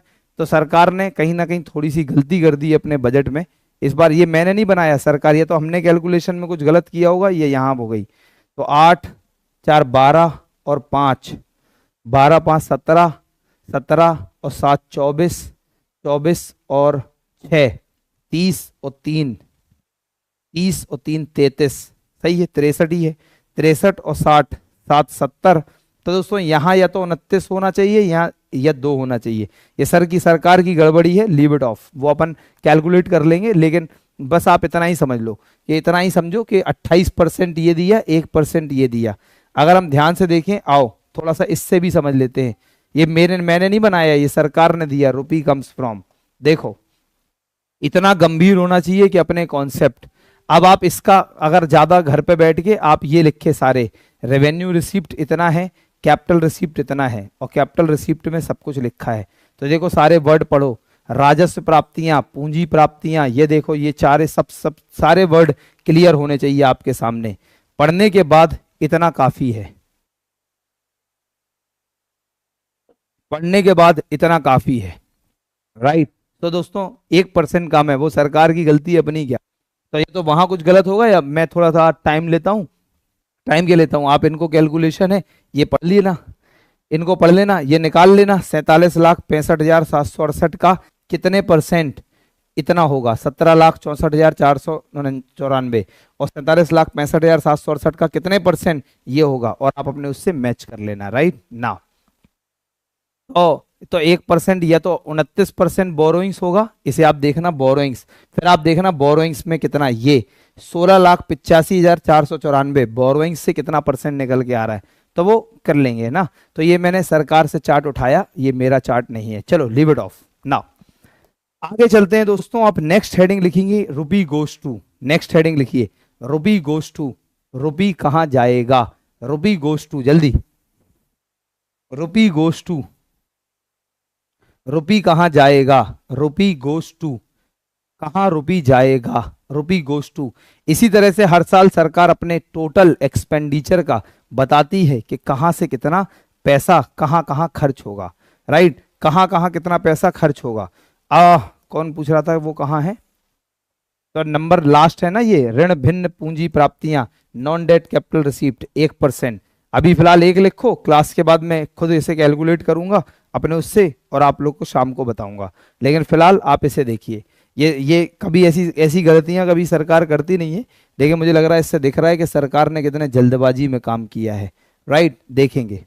तो अगर हम लोग बात करें तो जरा ध्यान समझो, बट हाँ ठीक है, thank you Seema, God bless you. यहाँ देखो, अब सरकार इसी तरह से बात करती है कि कहां से कितना पैसा खर्च होगा, कहां कितना पैसा खर्च होगा, जरा देखो। तो सर आपने कहा सबसे ज्यादा पैसा आयकर से आएगा, लेकिन किंतु नहीं मनीष गुप्ता, सर्वाधिक राजस्व के कर कौन से हैं, तो वो आयकर। लेकिन सबसे ज्यादा जो रेवेन्यू आता है वो बोरोइंग से आता है, Manish, point is okay. Now अब देखो इसमें नंबर 1 जो मैं कहूंगा वो लिखेंगे। नंबर 1 आप सबसे पहले जो मैं कहूंगा वो लिखेंगे, बस उतना ही काम है। इंटरेस्ट नहीं, यहां से नहीं, इंटरेस्ट पेमेंट से ही शुरू करते हैं। इंटरेस्ट पेमेंट लिख लो, ब्याज भुगतान 20%। इंटरेस्ट पेमेंट ब्याज भुगतान, या ब्याज उदायगी भी कहते हैं इसको, ब्याज भुगतान या ब्याज उदायगी 20%। नंबर 2 लिखो डिफेंस 8%, राइट। अब देखो डिफेंस नाम आने से मैं एक यहाँ पर और आप मेरे दिमाग में एक बात आई है, जरा यहाँ पर भी आप लिख सकते हैं एक मेरा शब्द, नंबर 3 भी लिख लो, डिफेंस इक्विपमेंट। डिफेंस इक्विपमेंट, यहाँ रक्षा उपकरण, रक्षा उपकरण। और थोड़ा इसको सुन भी लो कि हमारे देश की सरकार जो रक्षा पर व्यय करती है, मैंने कहा रक्षा पर ये भी होता है, यहां भी देखो लिखवाया था रक्षा सेना पर के लोगों पर व्यय, और यहां भी लिखवाया, लेकिन थोड़ा टेक्निकल डिस्कशन है। अगर हमारे देश की सरकार रक्षा के लोगों पर व्यय करेगी तो राजस्व व्यय है। अगर मान लो बड़े बड़े तोप, सबमराइन, बड़ी बड़ी दोस्तों राफेल्स वगैरह जो मंगवा रही है, इन सब पर खर्च करेगी दोस्तों, ये पूंजीगत व्यय है, क्योंकि इससे सरकार का एसेट बढ़ रहा है। ऐसे दिमाग लगाना है, मतलब रक्षा के लोगों पर व्यय करेगी तब तो ना तो एसेट बढ़ रहा ना लायबिलिटी कम हो रही, लेकिन रक्षा के उपकरणों पर व्यय करेगी तो दोस्तों कैपिटल एक्सपेंडिचर है। तो रक्षा दोनों व्यय होता है, बस ये मैं कहना चाह रहा था। तो दोस्तों सेना, तो रक्षा पर सरकार ने कहा 8%, लिख लो जल्दी से। नेक्स्ट सब्सिडीज, आर्थिक सहायता पर 6%। ये सारे क्वेश्चन पेपर में आते हैं कि इस बार के बजट में रक्षा पर कितना व्यय, 8%। सब्सिडी पर कितना दोस्तों, 6%। जितना जितना बोलूंगा वो लिखना। पेंशन्स पर कितना, 4%। पेंशन्स पे कितना, 4%। राइट नाउ दोस्तों नेक्स्ट लिखो, नेक्स्ट लिखो, states share of taxes and duties, करों और शुल्कों में राज्यों का हिस्सा। ये मैं बजट टैक्सेशन के बाद बताऊंगा आपको। करों और शुल्कों में राज्यों का हिस्सा, states share of taxes and duties, करों और शुल्कों में राज्यों का हिस्सा, लिख लो 20%। जो भी सरकार के पास कर आते हैं, जो भी सरकार के पास टैक्सेस आते हैं, उनमें से कितना सरकार राज्य को देगी, तो वो लिखा यहाँ पे 20%। नेक्स्ट लिखो, वित्त आयोग और अन्य आंतरण, लिखो like finance commission and other transfers, या आंतरण या हस्तांतरण या स्थानांतरण, तीनों लिख सकते हैं आप वर्ड। वित्त आयोग और अन्य आंतरण, ये वित्त आयोग क्या है, फाइनेंस कमीशन पढ़ाऊंगा ही नहीं, इसका कॉन्सेप्ट दिमाग के अंदर इंस्टॉल करूंगा टैक्सेशन के बाद, मतलब टैक्सेशन के लास्ट पार्ट में। दोस्तों वित्त आयोग एवं अन्य आंतरण, finance commission and other transfers, दोस्तों 8%। Finance commission and other transfers 8%। Finance commission and other transfers 8%। ठीक है, चलो हो गया। Finance commission and other transfers 8% है क्या, वो छोड़ो, वो पढ़ाएंगे आपको टैक्सेशन में। तो ये हो गया ये पूरा पार्ट। अब देखो दो चीजें बची हैं आपके पास, लिख लो। केंद्रीय प्रायोजित योजनाएं 8%, centrally sponsored schemes 8%, centrally sponsored schemes 8%, केंद्रीय प्रायोजित योजनाएं 8%। नेक्स्ट सेंट्रल सेक्टर स्कीम, केंद्र क्षेत्र की योजनाएं, केंद्र क्षेत्र की योजनाएं दोस्तों 16%। केंद्र क्षेत्र की योजनाएं 16%। बाकी ब्रैकेट में दिया, लिखना नहीं है। Capital outlay on defence and subsidy, कह रहे हैं कैपिटल आउटले जो डिफेंस सब्सिडी, ये सब छोड़ो, 16%। अब देखो दो नए नए शब्द हैं आपके पास, सीखिए इन दो शब्दों को, सीखिए, जीवन भर काम आएगा। एक जगह लिखा है सेंट्रली स्पॉन्सर्ड स्कीम, केंद्रीय प्रायोजित योजनाएं। एक जगह लिखा है दोस्तों सेंट्रल सेक्टर स्कीम, केंद्र क्षेत्र की योजनाएं। ये क्या है वो समझो। केंद्रीय प्रायोजित योजनाएं और केंद्रीय क्षेत्र की योजनाएं, ये क्या है समझो। केंद्रीय प्रायोजित योजनाएं और केंद्र क्षेत्र की योजनाएं, इनके बारे में समझो। अगर दोस्तों हम बात करें तो हमारे देश में अगर कोई भी स्कीम जो सेंट्रल गवर्नमेंट ने बनाई और वो स्कीम के लिए सेंट्रल गवर्नमेंट पैसा दे और उस स्कीम में कुछ पैसा राज्य सरकार भी लगाए, कुछ पैसा राज्य सरकार भी लगाए और उस स्कीम को लागू राज्य सरकार करे। फिर से सुनो, अगर मान लो कोई ऐसी योजना है सब्सिडी पर, फिर से बता दो, सब्सिडी पर 6%, सब्सिडी पर 6%, लो साइड में हो जाते हैं, अच्छा दिख नहीं रहा हो, थोड़ा बड़ा कर देते हैं। ये लो दोस्तों, ये है इंटरेस्ट पेमेंट पर 20%, रक्षा पर 8%, सब्सिडी पर 6%, वित्त आयोग एवं अन्य आंतरण पर 8%। दोस्तों नेक्स्ट देखो, राज्यों और शुल्कों पर राज्यों का हिस्सा 20%, 20%। नेक्स्ट देखो पेंशन्स पर 4%। दोस्तों नेक्स्ट है सेंट्रली स्पॉन्सर्ड स्कीम, केंद्र प्रायोजित योजनाएं 8% और सेंट्रल सेक्टर स्कीम 16%। नाउ दोस्तों जरा ध्यान सुनिए अब आप लोग, चलो ध्यान सुनिए अब। अगर हम लोग बात करें फोकस,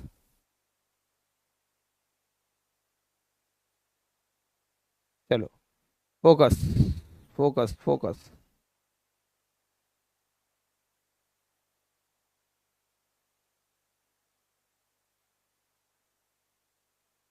ये लो दोस्तों, आप देखिए जरा ध्यान समझिए क्या मैं आपको बता रहा हूं कि एक शब्द होता है जैसे बोलते हैं सेंट्रली स्पॉन्सर्ड स्कीम।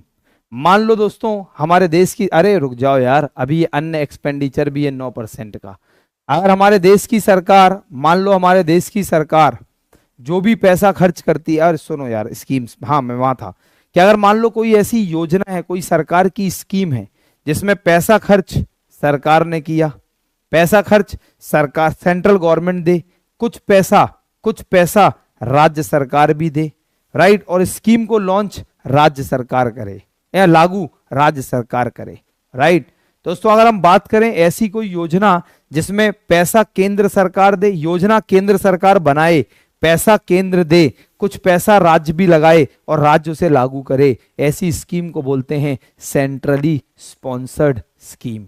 अब आप लोग जब पढ़ोगे, जैसे मैंने आप लोगों को बजट में पढ़ाया, जब बजट पढ़ा रहा था तो मैंने कहा एक पीएम श्री स्कूल है, पीएम श्री स्कूल के बारे में मैंने बताया कि ऐसे 14,500 पीएम श्री स्कूल बनाने हैं और पीएम श्री स्कूल एक सेंट्रली स्पॉन्सर्ड स्कीम के तहत है। अर्थात आप समझ गए कि वो पीएम श्री कॉन्सेप्ट है केंद्र सरकार का, पैसा केंद्र देगी, साथ में राज्य देगी और लागू राज्य करेंगे। दोस्तों इसे बोलेंगे हम केंद्रीय प्रायोजित योजनाएं। इसको देखो जरा, सेंट्रल सेक्टर स्कीम्स, केंद्रीय क्षेत्र की योजनाएं, ऐसी योजनाएं जो केंद्र ने बनाई, ऐसी योजनाएं जिनमें पूरा पैसा सेंट्रल गवर्नमेंट लगाएगी और लागू भी सेंट्रल गवर्नमेंट करेगी, उसे बोलते हैं centrally sponsor, central sector schemes.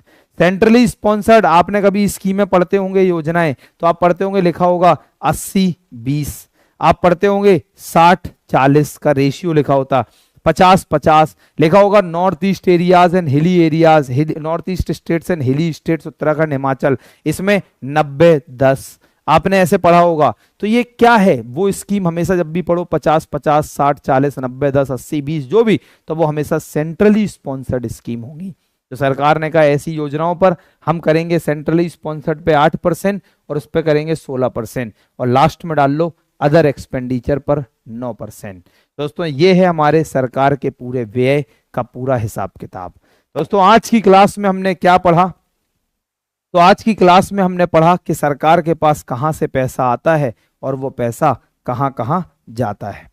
अब इस बजट के सेशन को यूज करेंगे आज के शाम की क्लास में, आज के शाम की क्लास में से यूज करेंगे और शाम को दोस्तों मैं आप लोगों को बहुत ही उम्दा और बढ़िया डिस्कशन करने वाला हूं। शाम को दोस्तों मैं इस बजट को फिनिश करूंगा और बढ़िया तरीके से आपको शाम की हमारी जो क्लास शुरू होगी वो होगी क्या, टाइप्स ऑफ बजट से, राइट। तो नेक्स्ट क्लास का जो हमारा टॉपिक है बजट के प्रकार, टाइप्स ऑफ बजट। तो अब यहां पर हम बात करेंगे टाइप्स ऑफ बजट की और सिर्फ 15 से 20 मिनट का मैं डिस्कशन करूंगा और बजट के प्रकार सिर्फ 15 से 20 मिनट का डिस्कशन बजट का और रह गया है और बाकी बजट के प्रकार, बाकी करंट बजट का 2 घंटे का वीडियो आपके पास है, आप उसे देखेंगे, है ना। और शाम को हम बात करेंगे बजट के प्रकार और शाम को ही शुरू कर लेंगे टैक्सेशन। तो अगर हो सकता है फिर कल हमारे सवेरे तक टैक्सेशन हो जाएगा, दैट वुड बी 7 तारीख, और फिर कल शाम को और परसों सुबह, बस इससे ज्यादा मुझे नहीं चाहिए। तो इसका मतलब हो सकता है कि परसों तो क्या होगा, कल होगा हमारा वेडनेसडे, परसों थर्सडे, तो परसों हमारा थर्सडे तक शाम तक आते आते सिलेबस पूरा खत्म हो जाएगा, अपन तो सुबह ही बोल रहे शाम तक। फ्राइडे और सैटरडे दोस्तों मैं कराऊंगा आपके लिए एमसीक्यूज का पिटारा होगा, फ्राइडे और सैटरडे हम एमसीक्यूज करेंगे, राइट। तो फ्राइडे और सैटरडे हम एमसीक्यूज करेंगे, सही है। तो फ्राइडे और सैटरडे हम एमसीक्यूज करेंगे। तो याद रखिएगा। तो फ्राइडे और सैटरडे हम एमसीक्यूज करेंगे और बढ़िया तरीके से दोस्तों हम अपने सिलेबस को खत्म करेंगे। तो मिलते हैं अपनी अगली क्लास में, जब तक आप अपना ख्याल रखिए। Have a nice and wonderful time. God bless you all. जय हिंद।